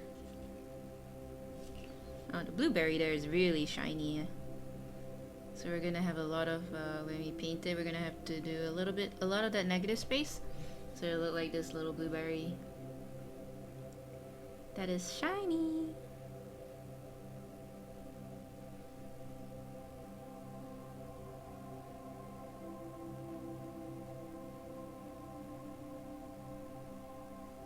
Okay. I think it needs more. just dab it, just spam it with darkness. My darkness, my old friend. Okay. See, look at that blend. I love it. All you need is just a wet brush to do the job.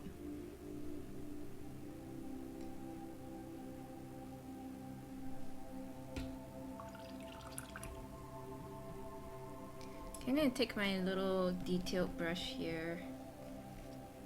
I'm gonna go with the earth yellow. I don't want to touch burnt umber yet, just in case it's too dark, so I'm gonna gauge it with my burnt umber, sorry, not burnt umber, earth yellow, and see how much effects are we doing here. So again, just no straight lines.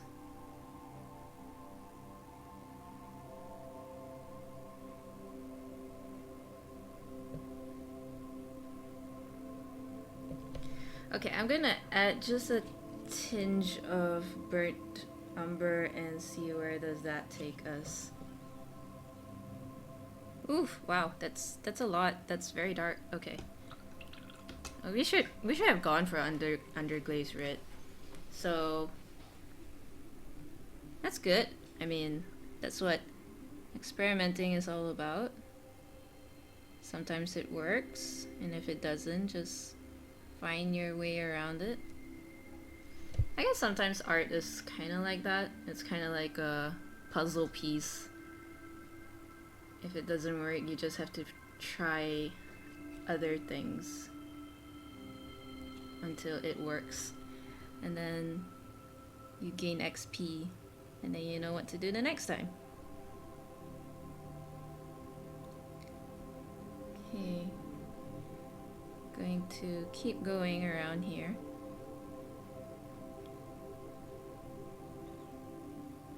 So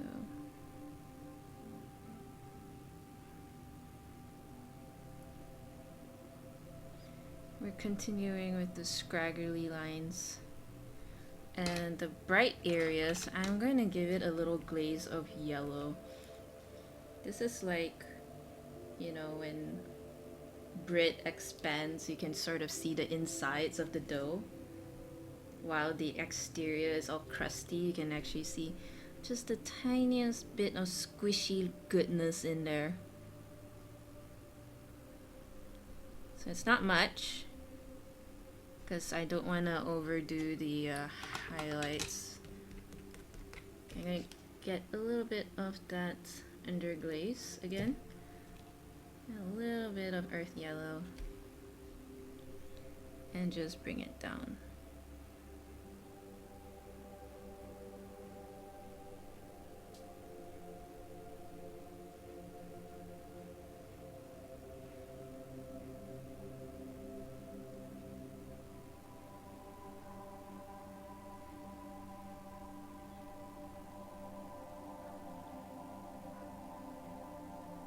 Man, just thinking about this. I had this like 2 months ago. I miss waffles. I miss a lot of things.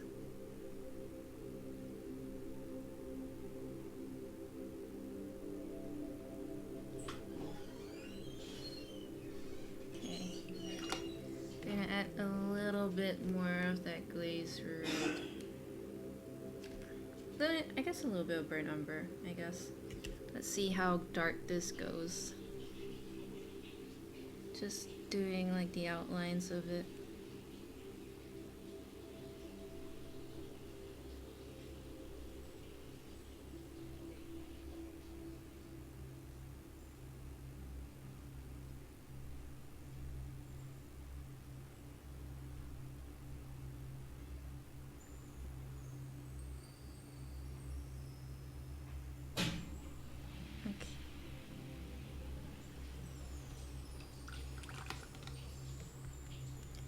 gonna take a little bit of that burnt umber and add a little bit more texture on the inside because it looks way too smooth.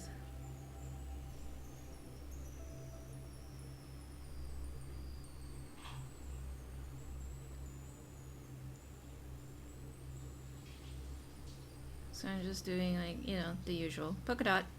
And I think like that's what I've been saying throughout this whole tutorial. Polka dot, squiggly lines. Okay, it's a little better.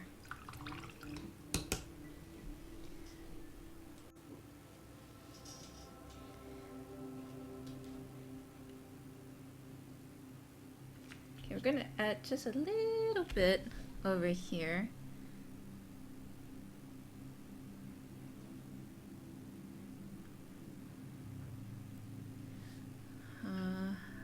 And then here a little bit more. And just a little bit. There's like a little bit of cheese flakes in there. Those annoying little cheese flakes. I don't know what is inside here. It's a little orangey. I can't seem to recall what it is. Mandarin orange, I guess? Can't seem to remember. It has that very, just that slight shine to it. And then it just kind of disappears into the shadows. So it's like a dried up paint, I think. So the same. We're gonna blend that.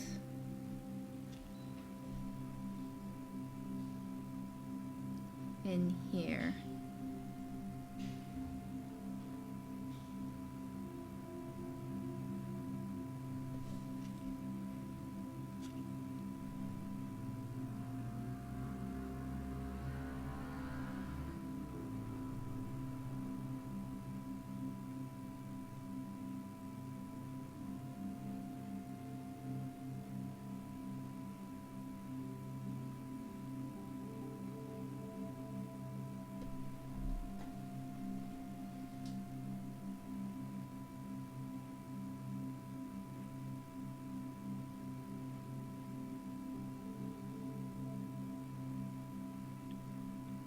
Okay, I'm gonna blend that with the orange as well.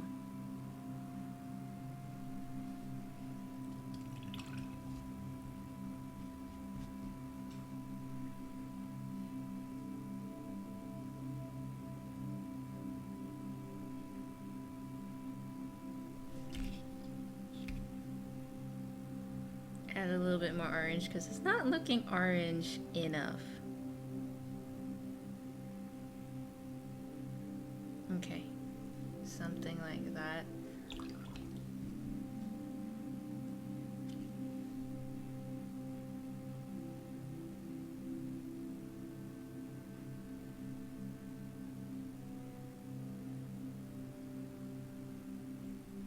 Okay. Now we're gonna do this cute, adorable little blueberry. And we're gonna go with this Perusian blue. I love Perusian blue. I don't know. I don't know whether it's the same as navy blue, but yeah, it has a very nice dark, a beautiful dark blue aesthetic going on.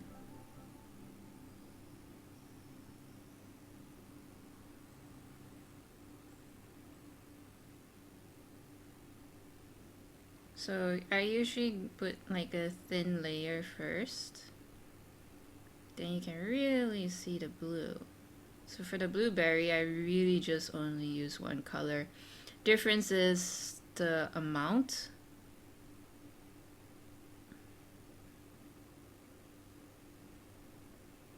The amount of paint that I put.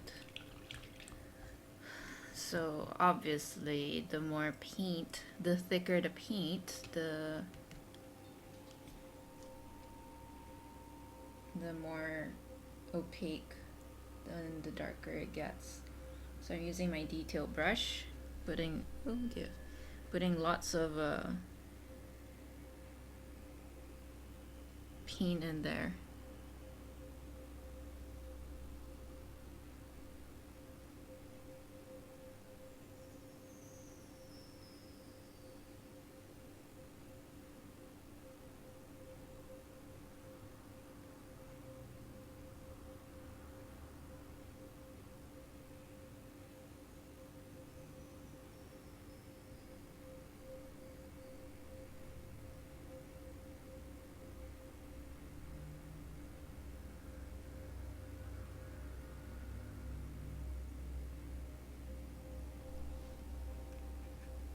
I'm gonna go one more layer. Gonna go to the bottom.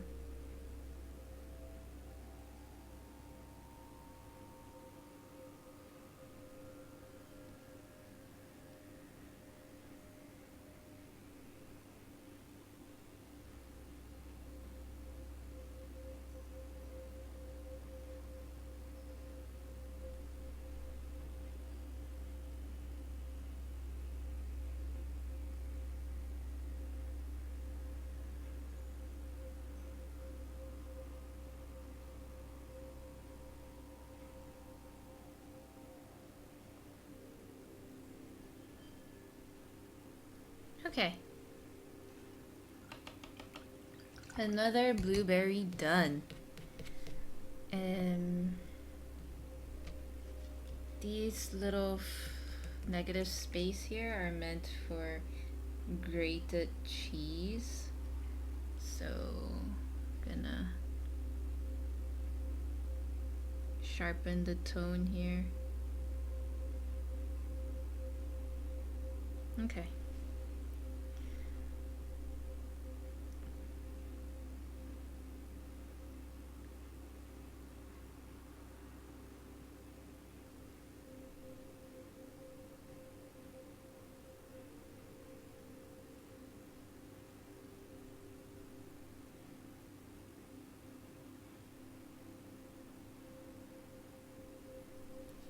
Okay. We'll wait for that to dry and then we will color it like a pale yellow. But for now, we will do the strawberry and the slice of banana. So there's also some grated cheese. I better mark down where the grated cheese are before I forget once more. Okay.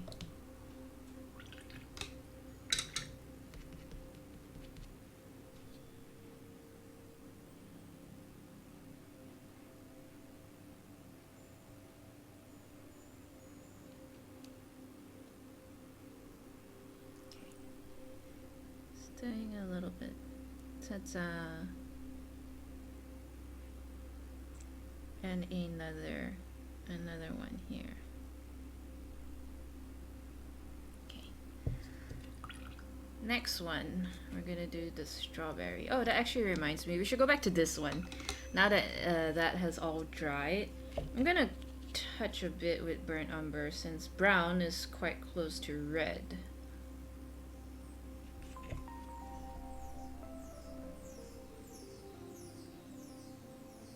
So I'm gonna add some texture here, like a little bumpy texture. So I'm just gonna do like, you know, like close brackets.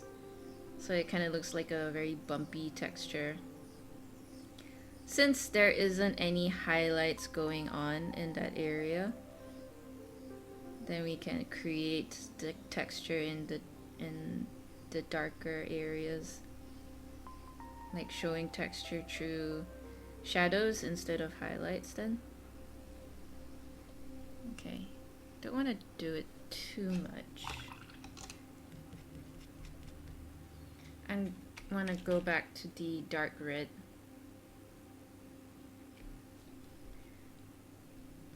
Because the dark red is like absolutely sexy. It's like, I don't know, a color of a female demon. I don't know why that's the first thing that came to my head.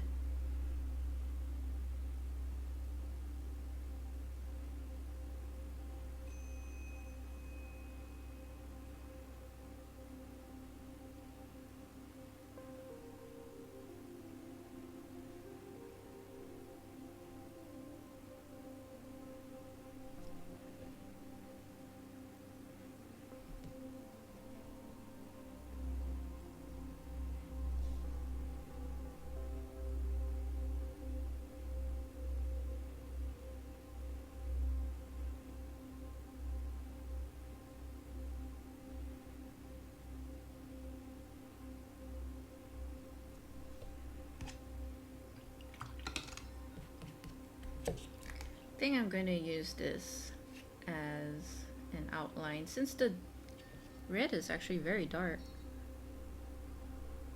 So I'll use it as an outline.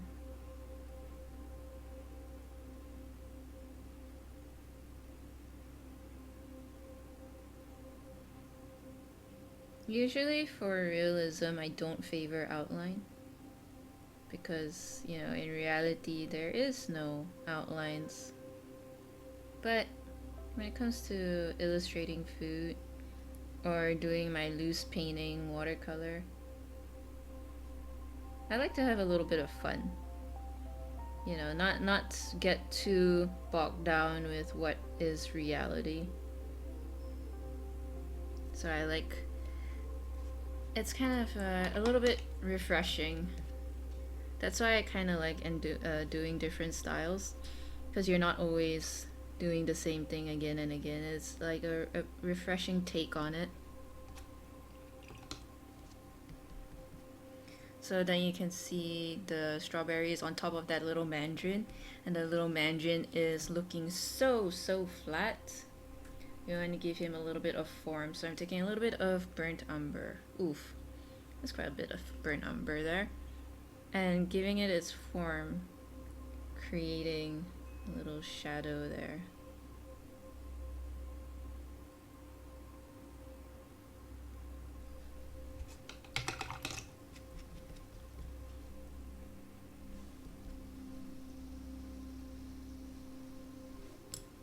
Taking a bigger brush.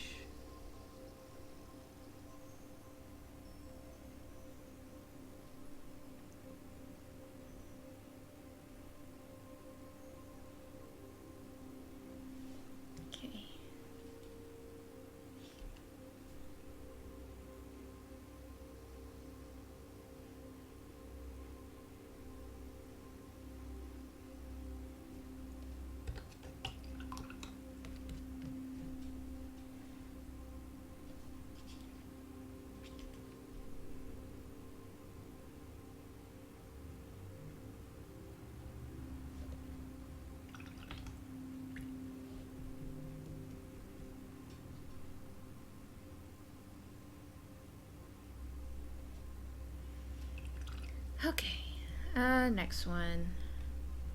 I'm gonna go for the other strawberry. Same thing. I'll go with a wet brush, but I put in a little bit of red in there and just kind of go wild.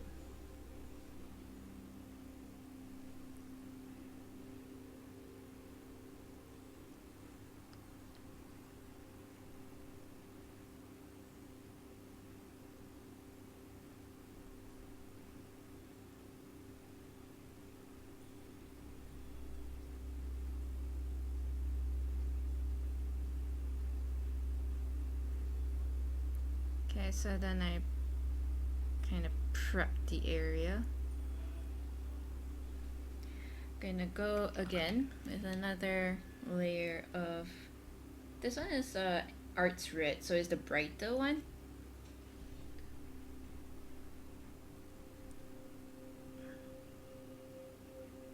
And I'm going to do the polka dot method again.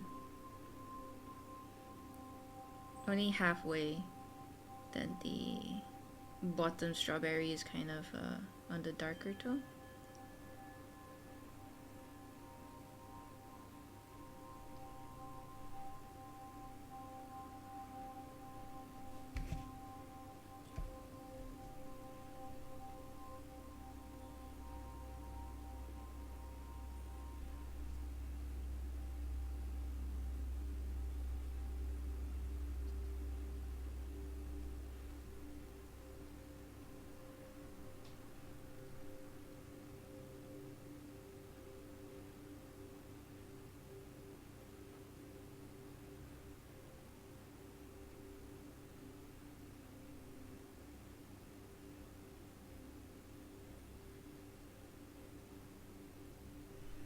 Okay, and then the next one. I'm gonna go for the darker red now. I'm using the deep red. This is like, oof. It's like geisha's lipstick.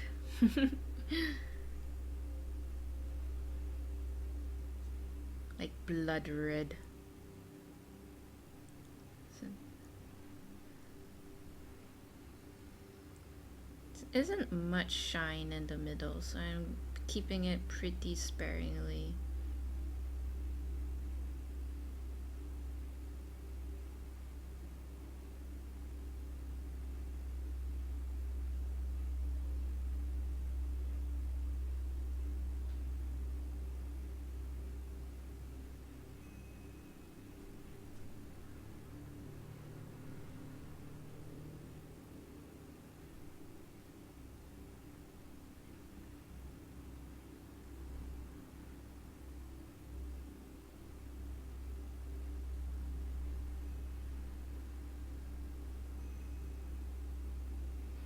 Okay, a little bit more.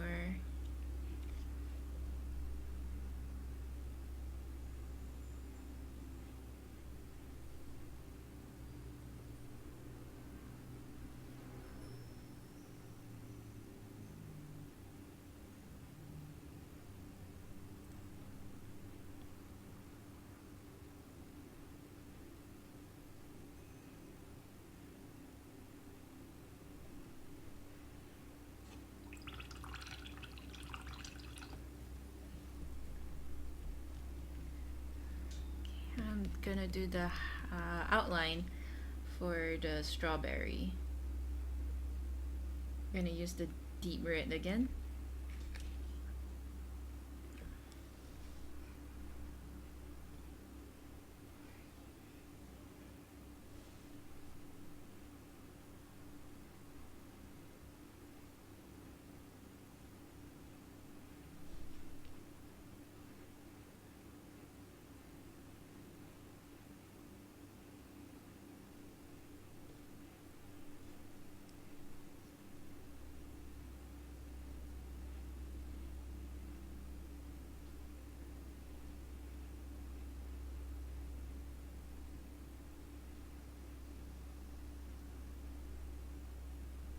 Okay. Just gonna add like a little bit of black just over here.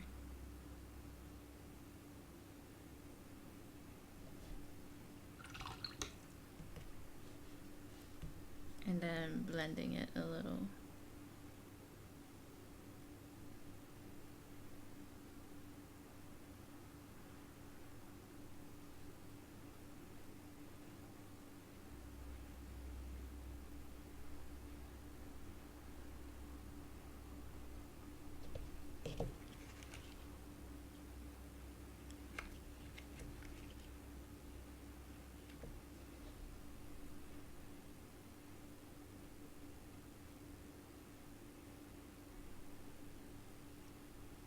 Just drawing like curved lines in there.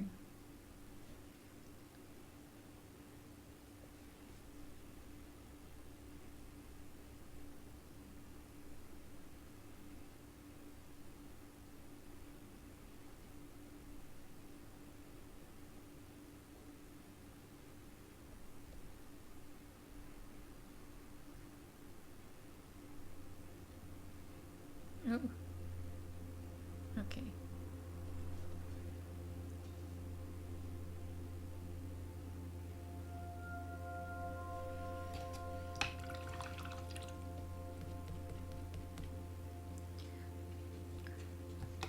Gonna paint that tiny little grated, I was gonna say grated carrot, grated cheese.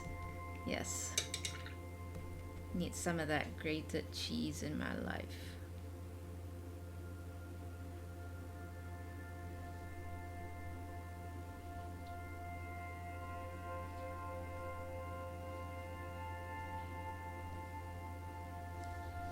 So this pale yellow But we do need just a slight tinge of burnt umber,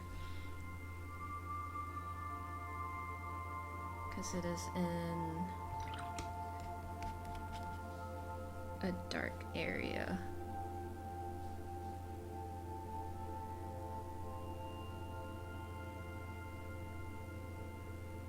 Yeah, there you go. So you can see the little outline around there, so don't want to make it look too conspicuous. I'm going to spread the outline around so it looks a little more unseemingly. Whoops. Okay. Just gonna add just a little bit at the bottom here.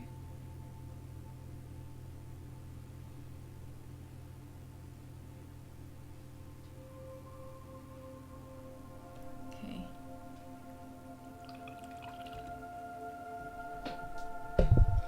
And we're gonna do the banana.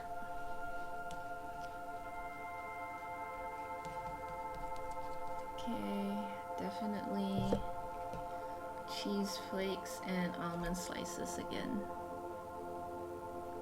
Almond slices is real easy because the almond slice is like at the side. So this is going to be hard because the grated cheese is also kind of almost the same color as the banana. You know what? In this instance, just color the whole thing yellow and then we'll separate them out with outlines.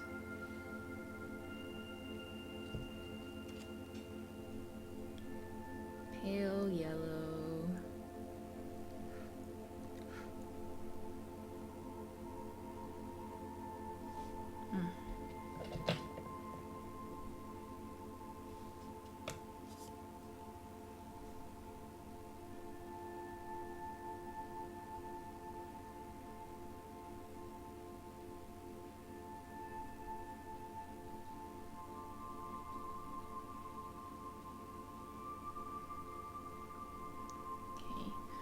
Then I'm going to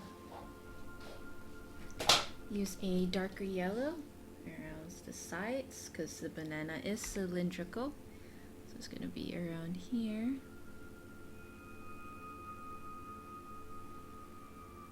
And around here as well because of the angle. It's like a coin.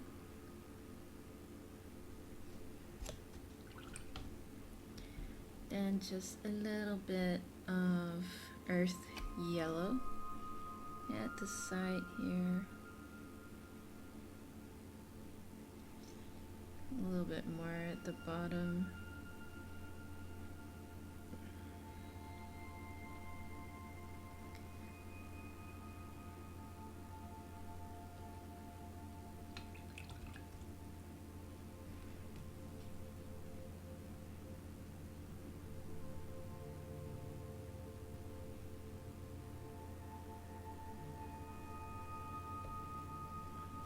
And a little bit of that burnt umber.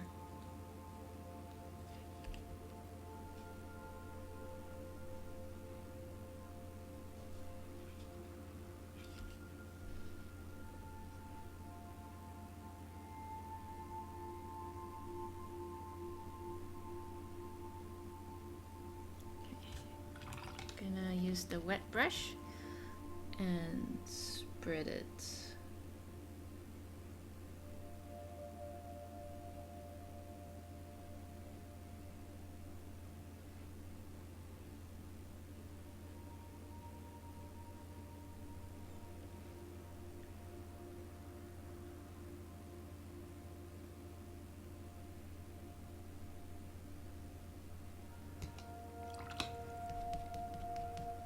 I'm going to take a little bit of that darker yellow, medium yellow, and I'm just going to create some patterns here.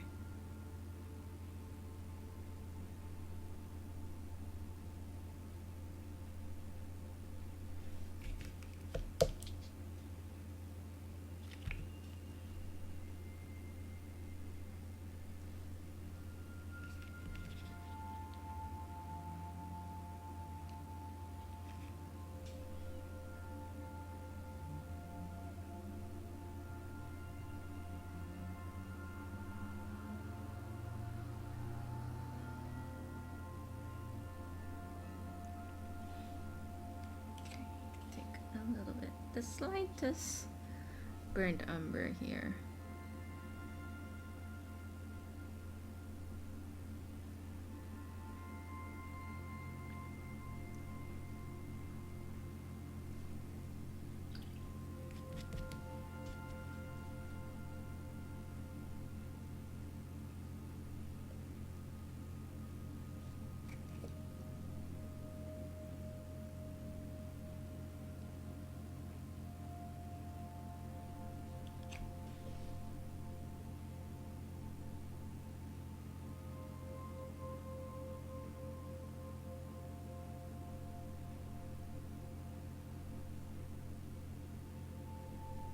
Okay, I'm just doing the outline for the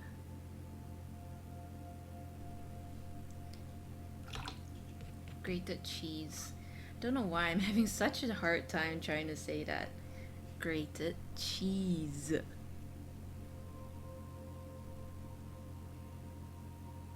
Ooh, uh-oh. That went a little out of control because of the water.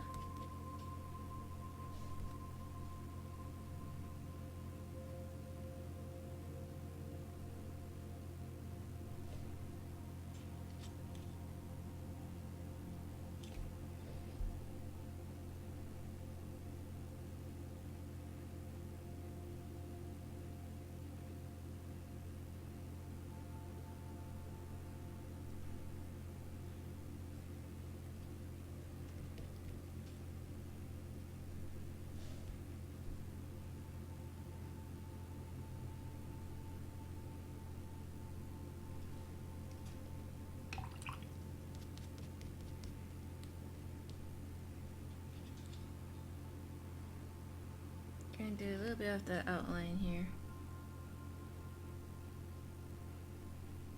for around the banana.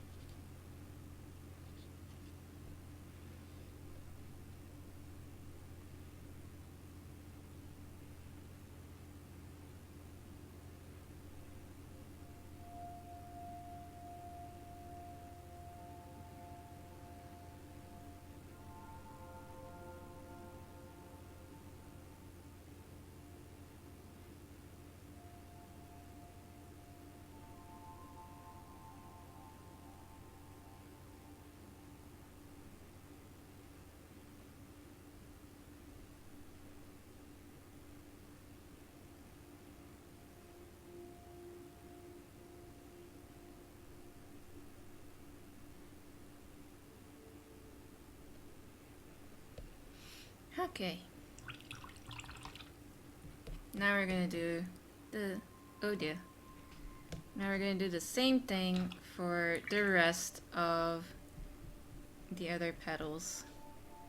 Accidentally splash all the water everywhere. That is not good.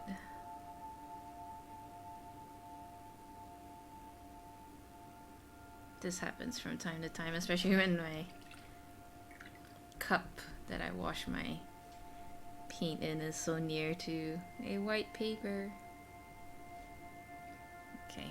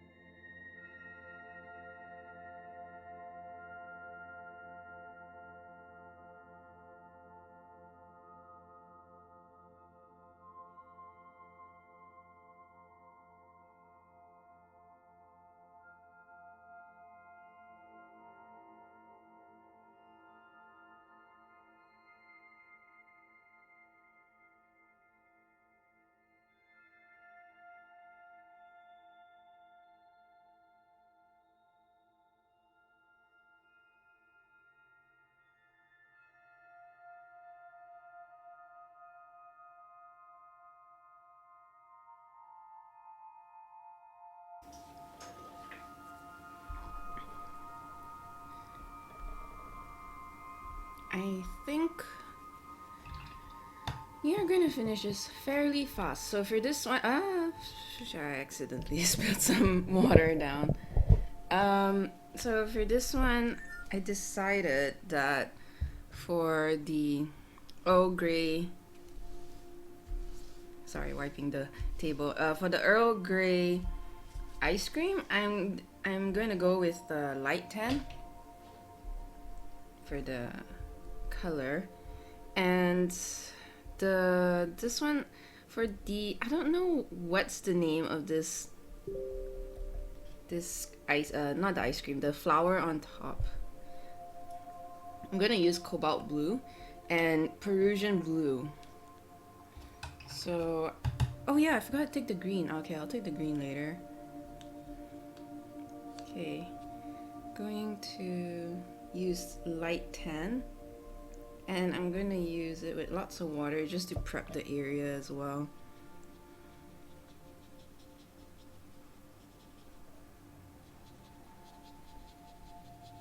I'm just gonna paint all over.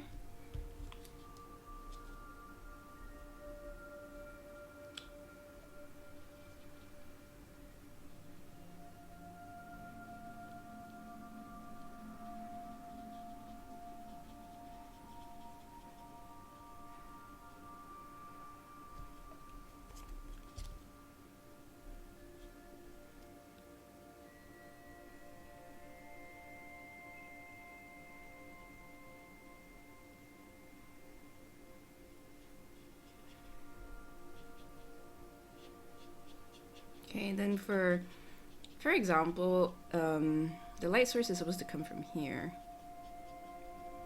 and it's having a little too much color over there. So I can just wash my brush, wet it, and pick up some paint, or just move it around. You can't take it out 100%, you can't make it purely white anymore, but it's close enough. I don't want it completely white anyways, but I'm just showing you guys how this will help.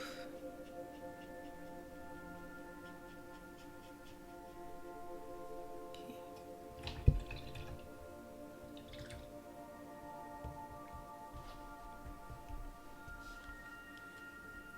Gonna get some more paint. This is gonna be thicker, so I'm gonna add like this area here.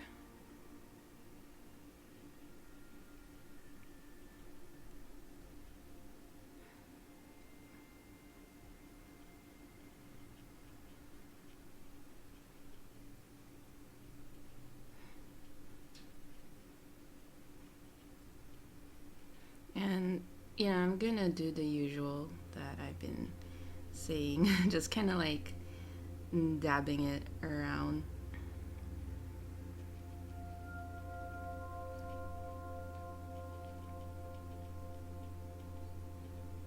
Paying close attention to how the shadows fall on the ice cream. It is a very textured ice cream though, so can't really, I'm not gonna like follow to the T, but more or less this is how it's gonna come out.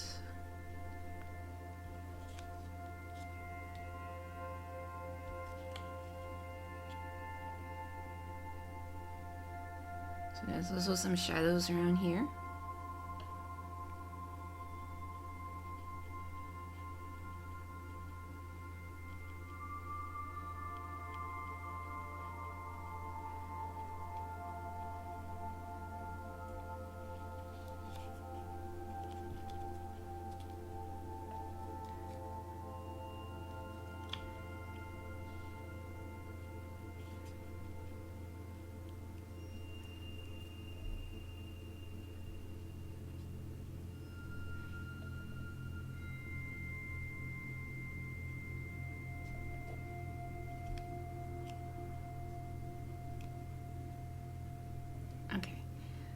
So I'm fairly happy with this. I'm gonna start going towards darker tones. So I'm gonna go with, I think I'll go a little bit with the brown here. And I'll just go towards the darker areas. In fact, I would go maybe darker. I don't think this is as dark. I'm using the, oh shoot, I can't remember this one, the brown one.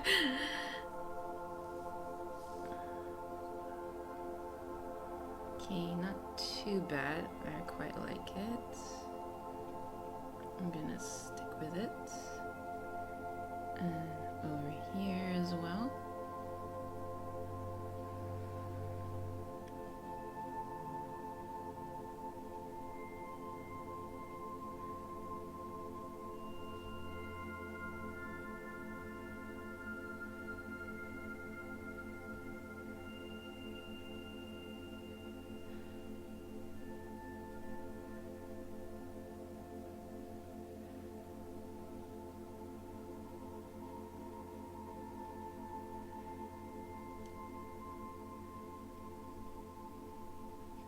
This one, I'm just going to go really havoc with my direction of the paintbrush. I'm gonna get a little bit more.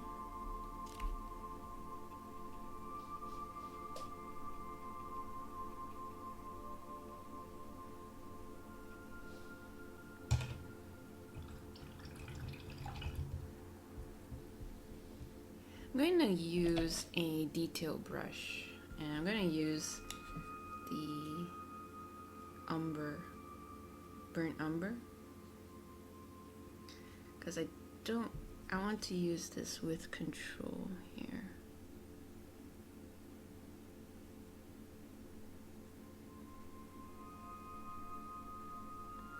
And then again, kind of wreak a little havoc with my brush.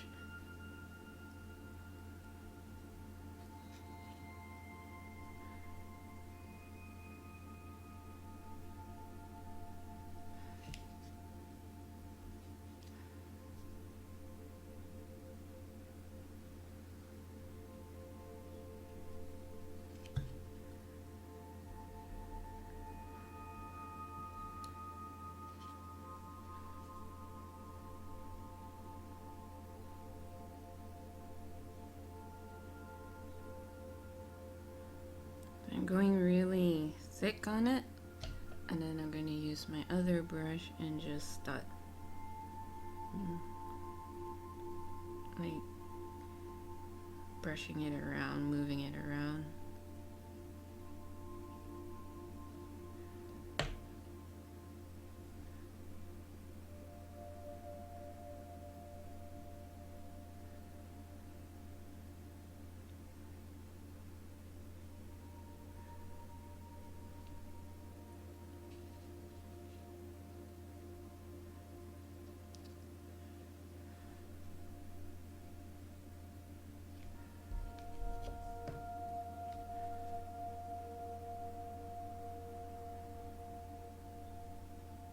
This also helps by creating all that texture. Once you kind of take the darkest and thickest part, just kind of move it around. It also helps create this good opportunity to create texture as well. Food is all about texture. The texture is what makes it really yummy. The texture, and also you gotta have that sparkle, that shine, you know, the greasy shine, because if it's greasy, it's comfort food.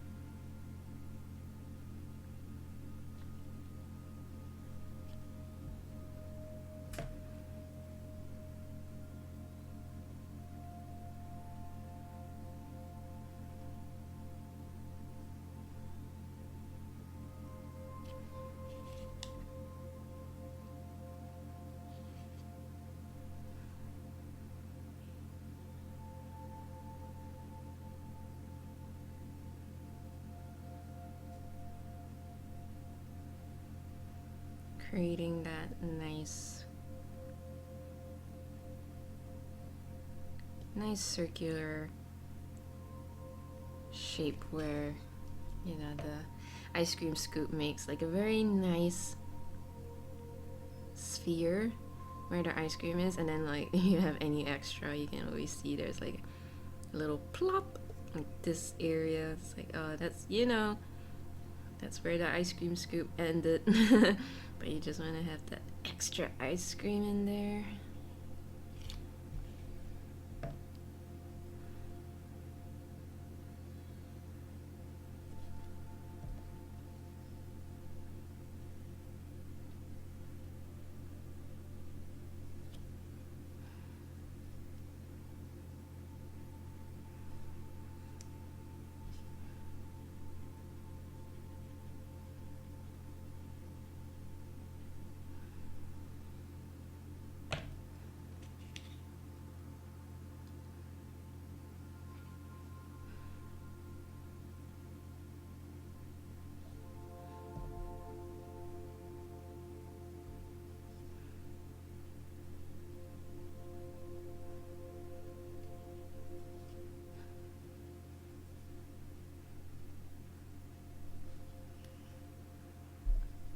I still feel the ice cream lacks texture, so I will have to go around it again later. I think I'll address that now. I think I'll take a little bit of that light tan. No, wait. Maybe a little bit of that. A little bit of burnt umber.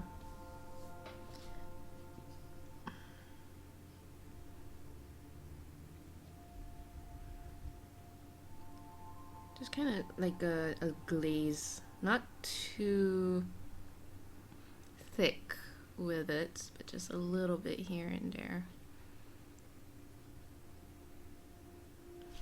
Maybe a little bit of that, not raw sienna, but it looks like raw sienna.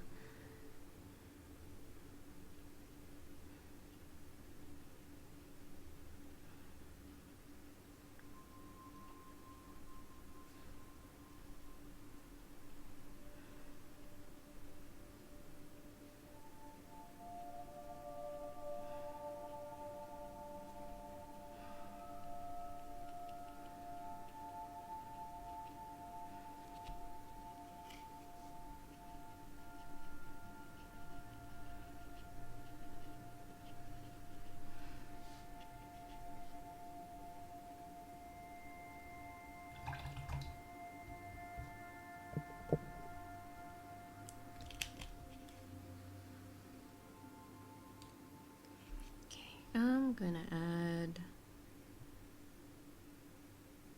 just a little bit more contrast in there.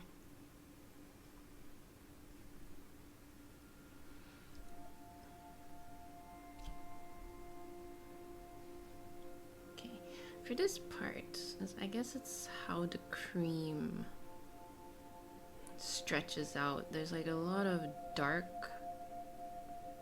tones, but you can see there's like a lot of the breaks in the lines, like it's not a straight line, it goes around. So I'm just kind of doing like a very,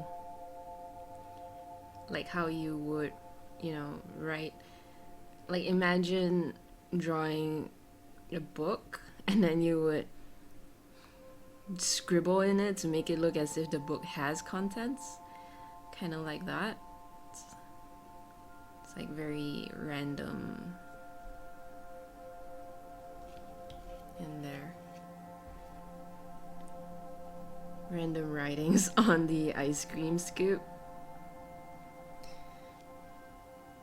Oh no, I'm gonna sneeze. Excuse me. Excuse me. Okay. I'm going to do something like that all around the ice cream just to give it a little bit more texture.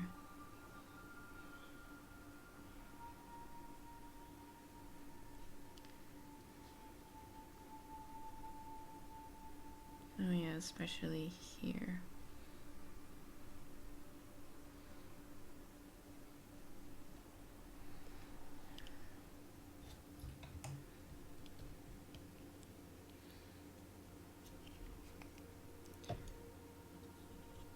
Let me look through my paint colors again.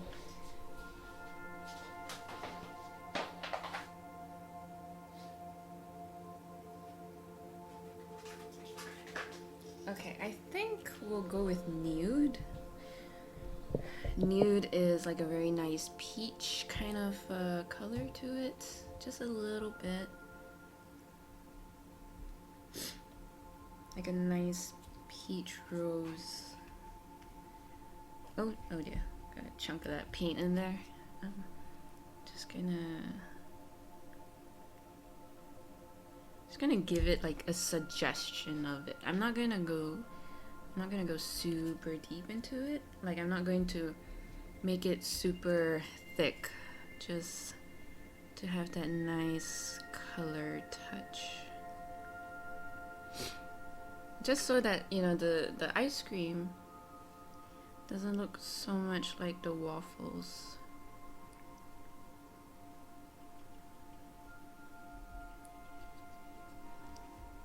But also, Earl Grey is not very pink. It does tend to look a little muted brown, grayish thing going on. But just for interest, to make it look like it pops a little more, or have like that softness, because pink has a very nice soft tone to it. We'll just add, and it's really nice to just add like extra colors. It's not very obvious, but it's just, again, just to give that nice little suggestion.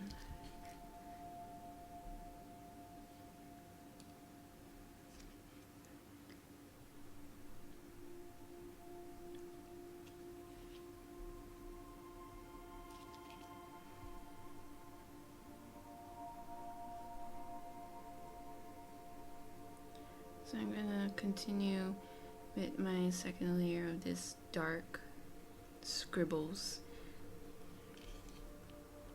I'm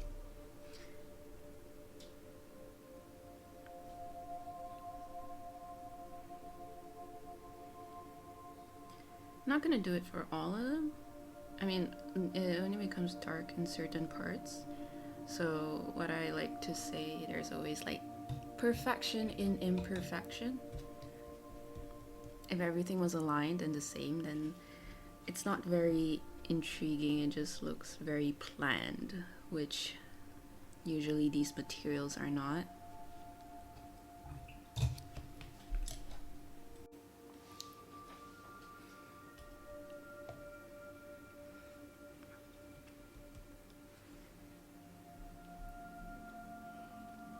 I don't know if I'm gonna call this done.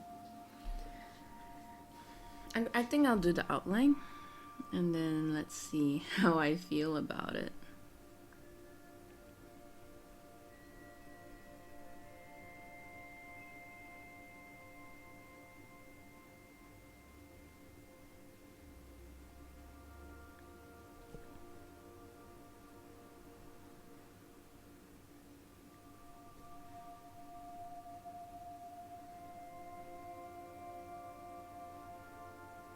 I'm gonna not make it a perfect circle, so I'm gonna make it a little crooked.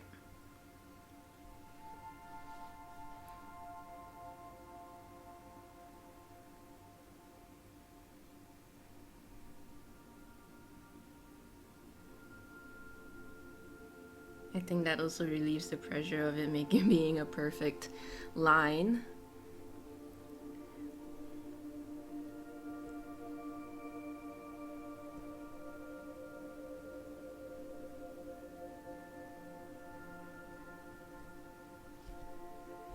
I feel like I like this style because I can play with outlines, and I do love the outlines. It really gives a certain definition and really makes it pop. I really like that.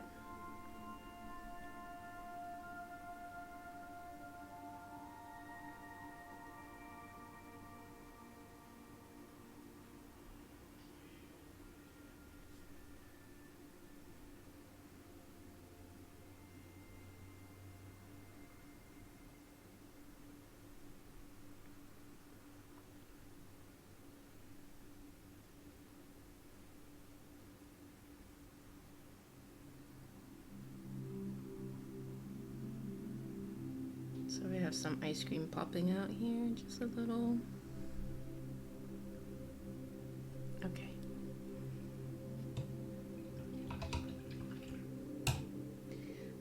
I quite like it. I think I'm gonna stick to this and perhaps not add any more.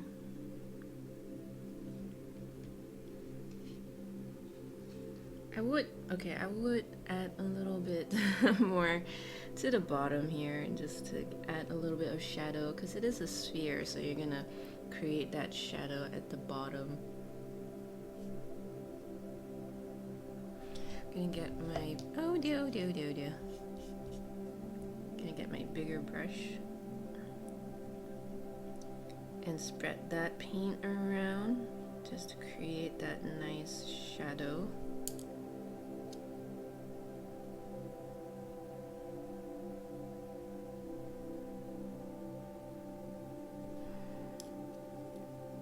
So I'm interchanging my brushes. One is the one with the paint and the other is just a wet one. So the wet one, the one with the paint, I will lay the paint down. And then the wet one, I will just use it to spread the paint that I already put down. So I would have 2 brushes on hand.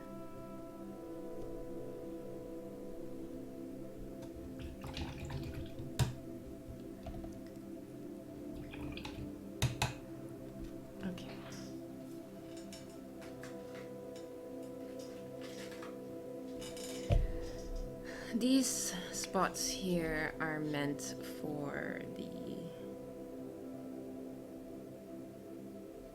grated cheese, the one that I keep talking about towards the entire of this video.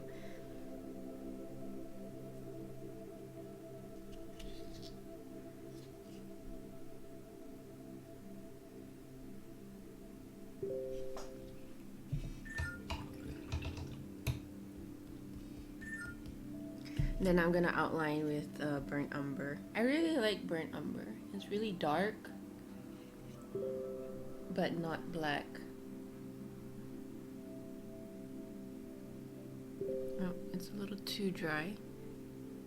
Okay, this is better.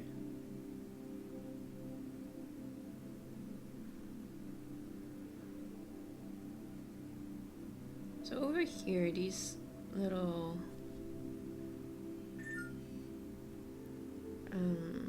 grated cheese are not meant to be super bright, so I'm gonna go over them just a little bit. I feel like this is too much. Okay, just a little bit. Okay. Then outline this one just to give an idea that, you know, that is the grated cheese. It's going everywhere. Okay. Oh, right. And then I should also use the outline to segregate the banana and the grated cheese here.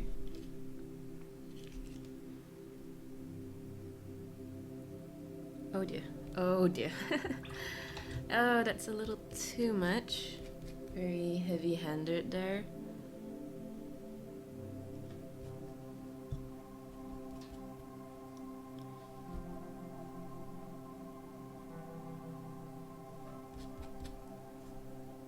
I'm trying to lift it off or spread it around so it looks more like shadow.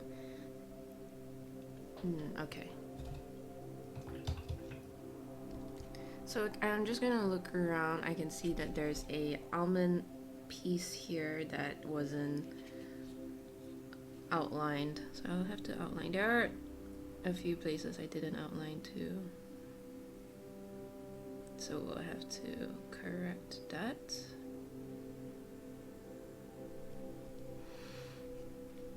This whole black area will probably have to go through that again. For this, I'll go with cobalt blue first. So for the colors, for the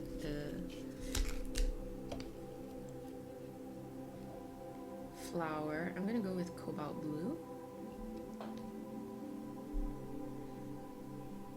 I'm making it light first. making it watery.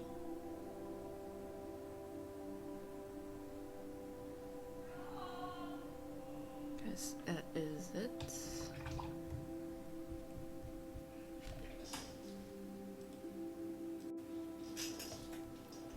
Then I wash my brush and then I'll spread it over. I was actually away for a bit because I wanted to check in on something, so paint is a little bit dry. So I want it to slowly fade as it gets a little brighter.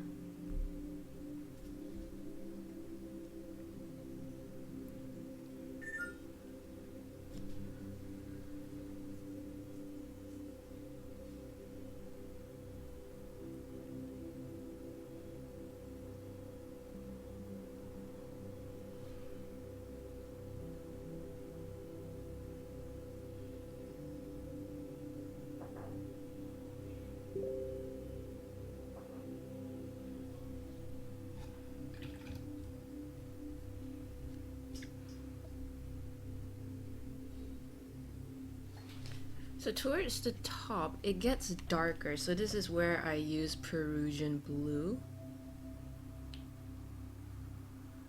Peruvian blue is like this beautiful dark blue, almost navy.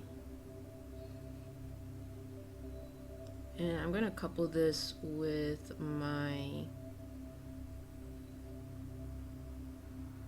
detailed brush.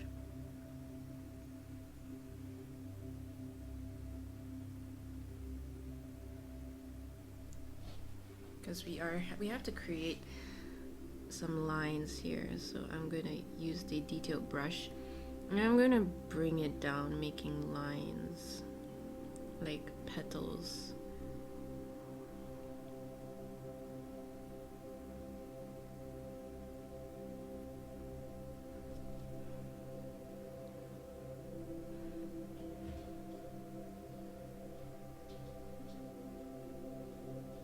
So there you go.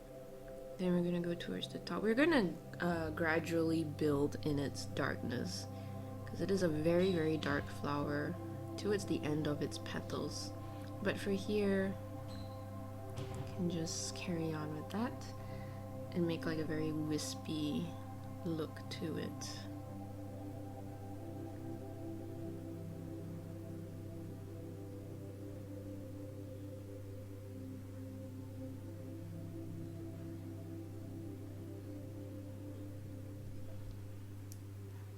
So I'm gonna go in with a second coat of Peruvian blue. Over here, I will try to use this, and it has like a little hint of like white sections, so I'm just going to omit certain places. And I'm going to use my detail brush and just kind of go there. Just kind of create the mark where I'm not supposed to paint over. Okay, there you go. And then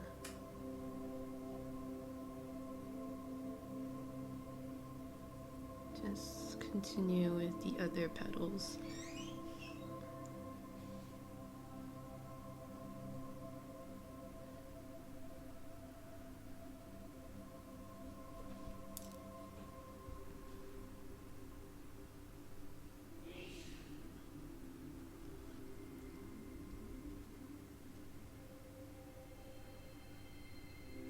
Okay, I think that is good. We are going to continue on with the rest, that we don't have to care too much about the details. Over here, it's a really, really dark Peruvian blue. Well, almost black even. You can even use black.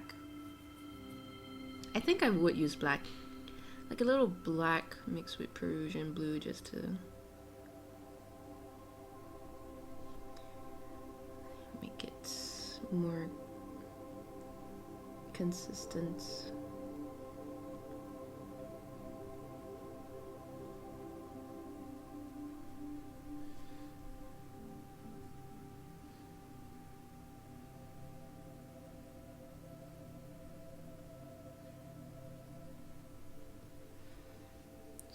is the detailed brush. Well, you know what? I'm just gonna wash my current brush that I'm using now because I do want to blend it, but I think the detail brush is just too small to actually get the job done nicely.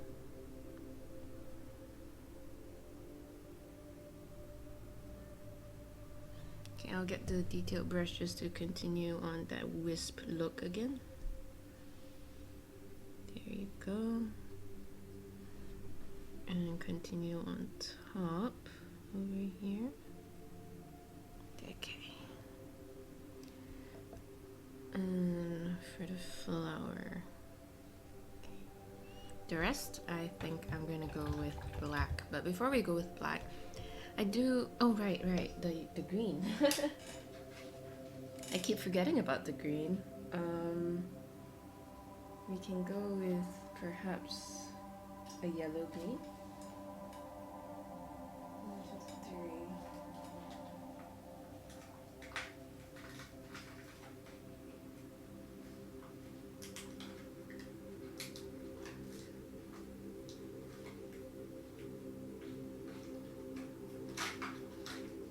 3. Okay, so I'm going to go with a yellow green and a blackish green.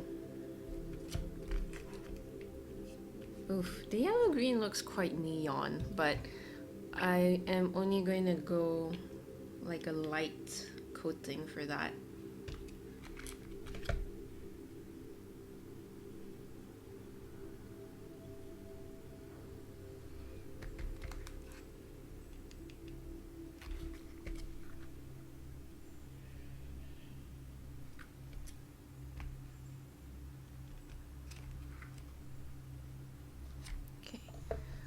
And then I'm gonna take the detail brush and use a little bit of that blackish green, and then I'll just blend it, everything in between. Okay.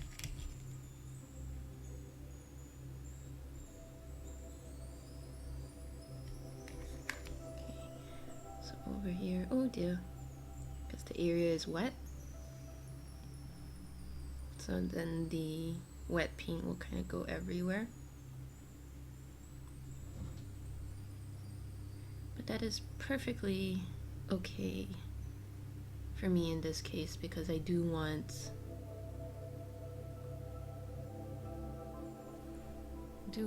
it to go around. Oh shit, no.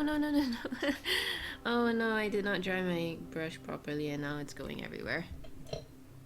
And then I did not dry my brush properly, so that drop of paint, the drop of water, just slided off my paintbrush and it just dropped onto the artwork. So I dried my brush and just pick it up with the paint because dry brushes, when you put it next to water, it will actually absorb in the water. So that is one way to deal with it. So see, not everything goes according to plan. We'll let that dry first. I'm gonna do a outline for the petal before I go into the whole black zone.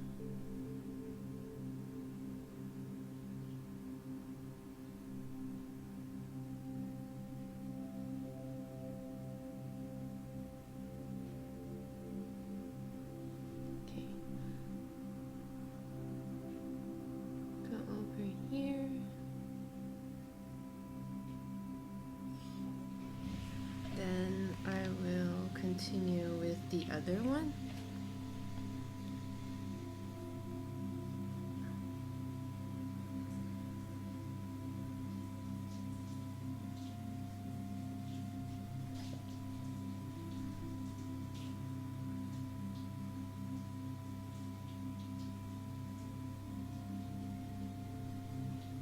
I love the detail brush because you have so much control and you can get the lines really, really sharp and thin.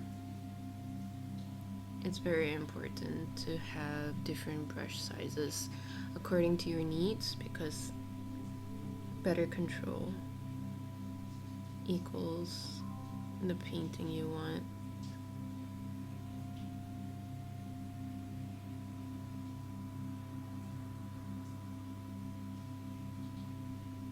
Okay, just a little bit more just to close in on that petal.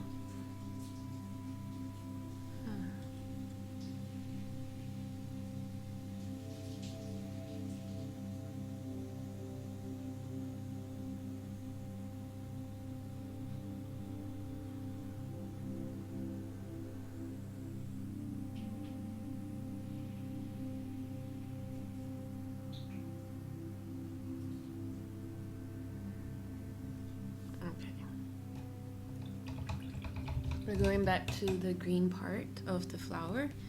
I'm going to use blackish green again, since this is somewhat dry now.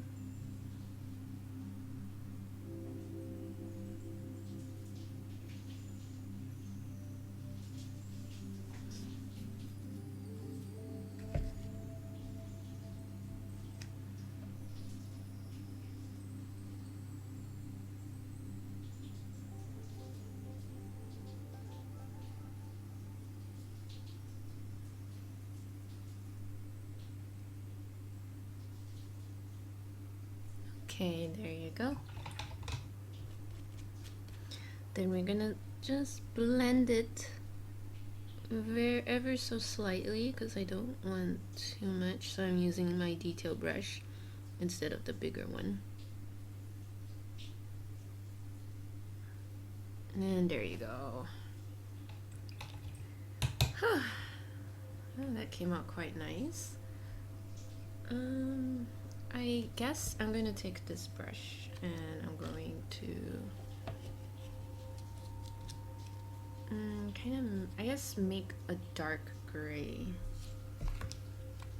Dark gray. The gray is a little too light, so I am going to mix it a little bit with the black.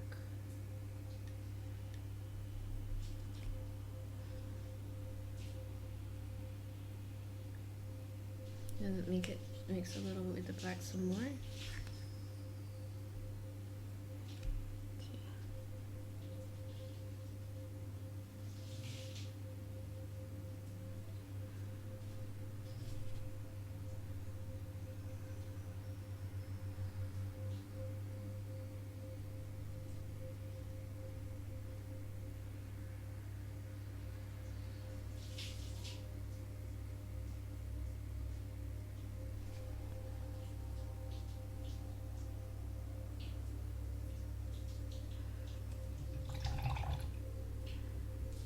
And then I'm going to blend it a little.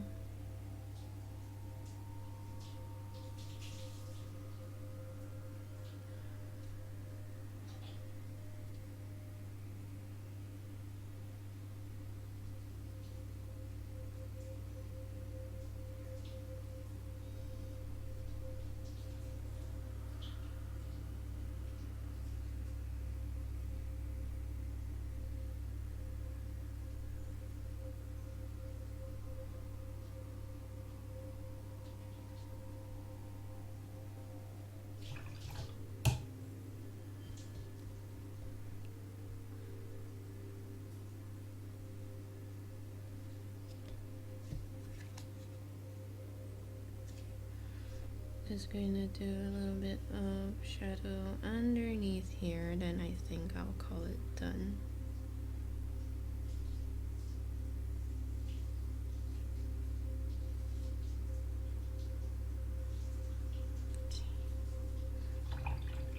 Oh wait, yeah, we got this area as well.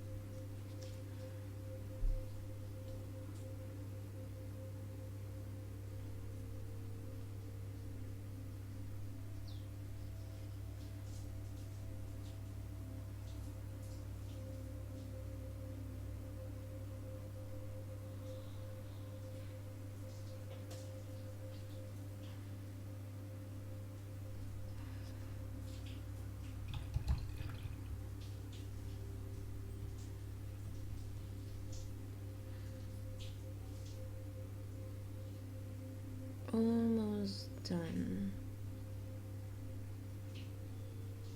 Okay. Alright, I am fairly happy with it. The very last section that we must do is write the name of this dish, which is called Rebecca. I don't know why it's called that dish, but we shall write it anyways. I'm using a uni pen 0.3. Nothing special about this pen. I mean, it is waterproof, but as in like it's there's nothing special about the tip. Their style fonts, so this is their logo, and their style fonts is there's no weight to the lines, so I'm just gonna use any normal pen.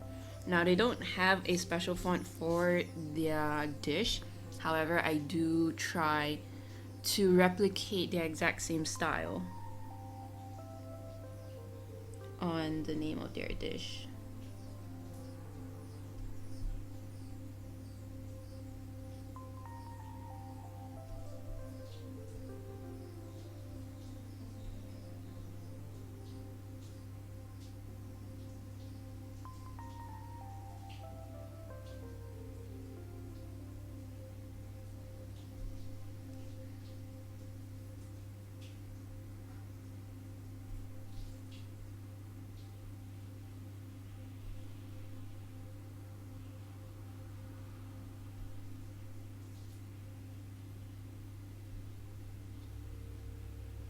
Alright, there you go.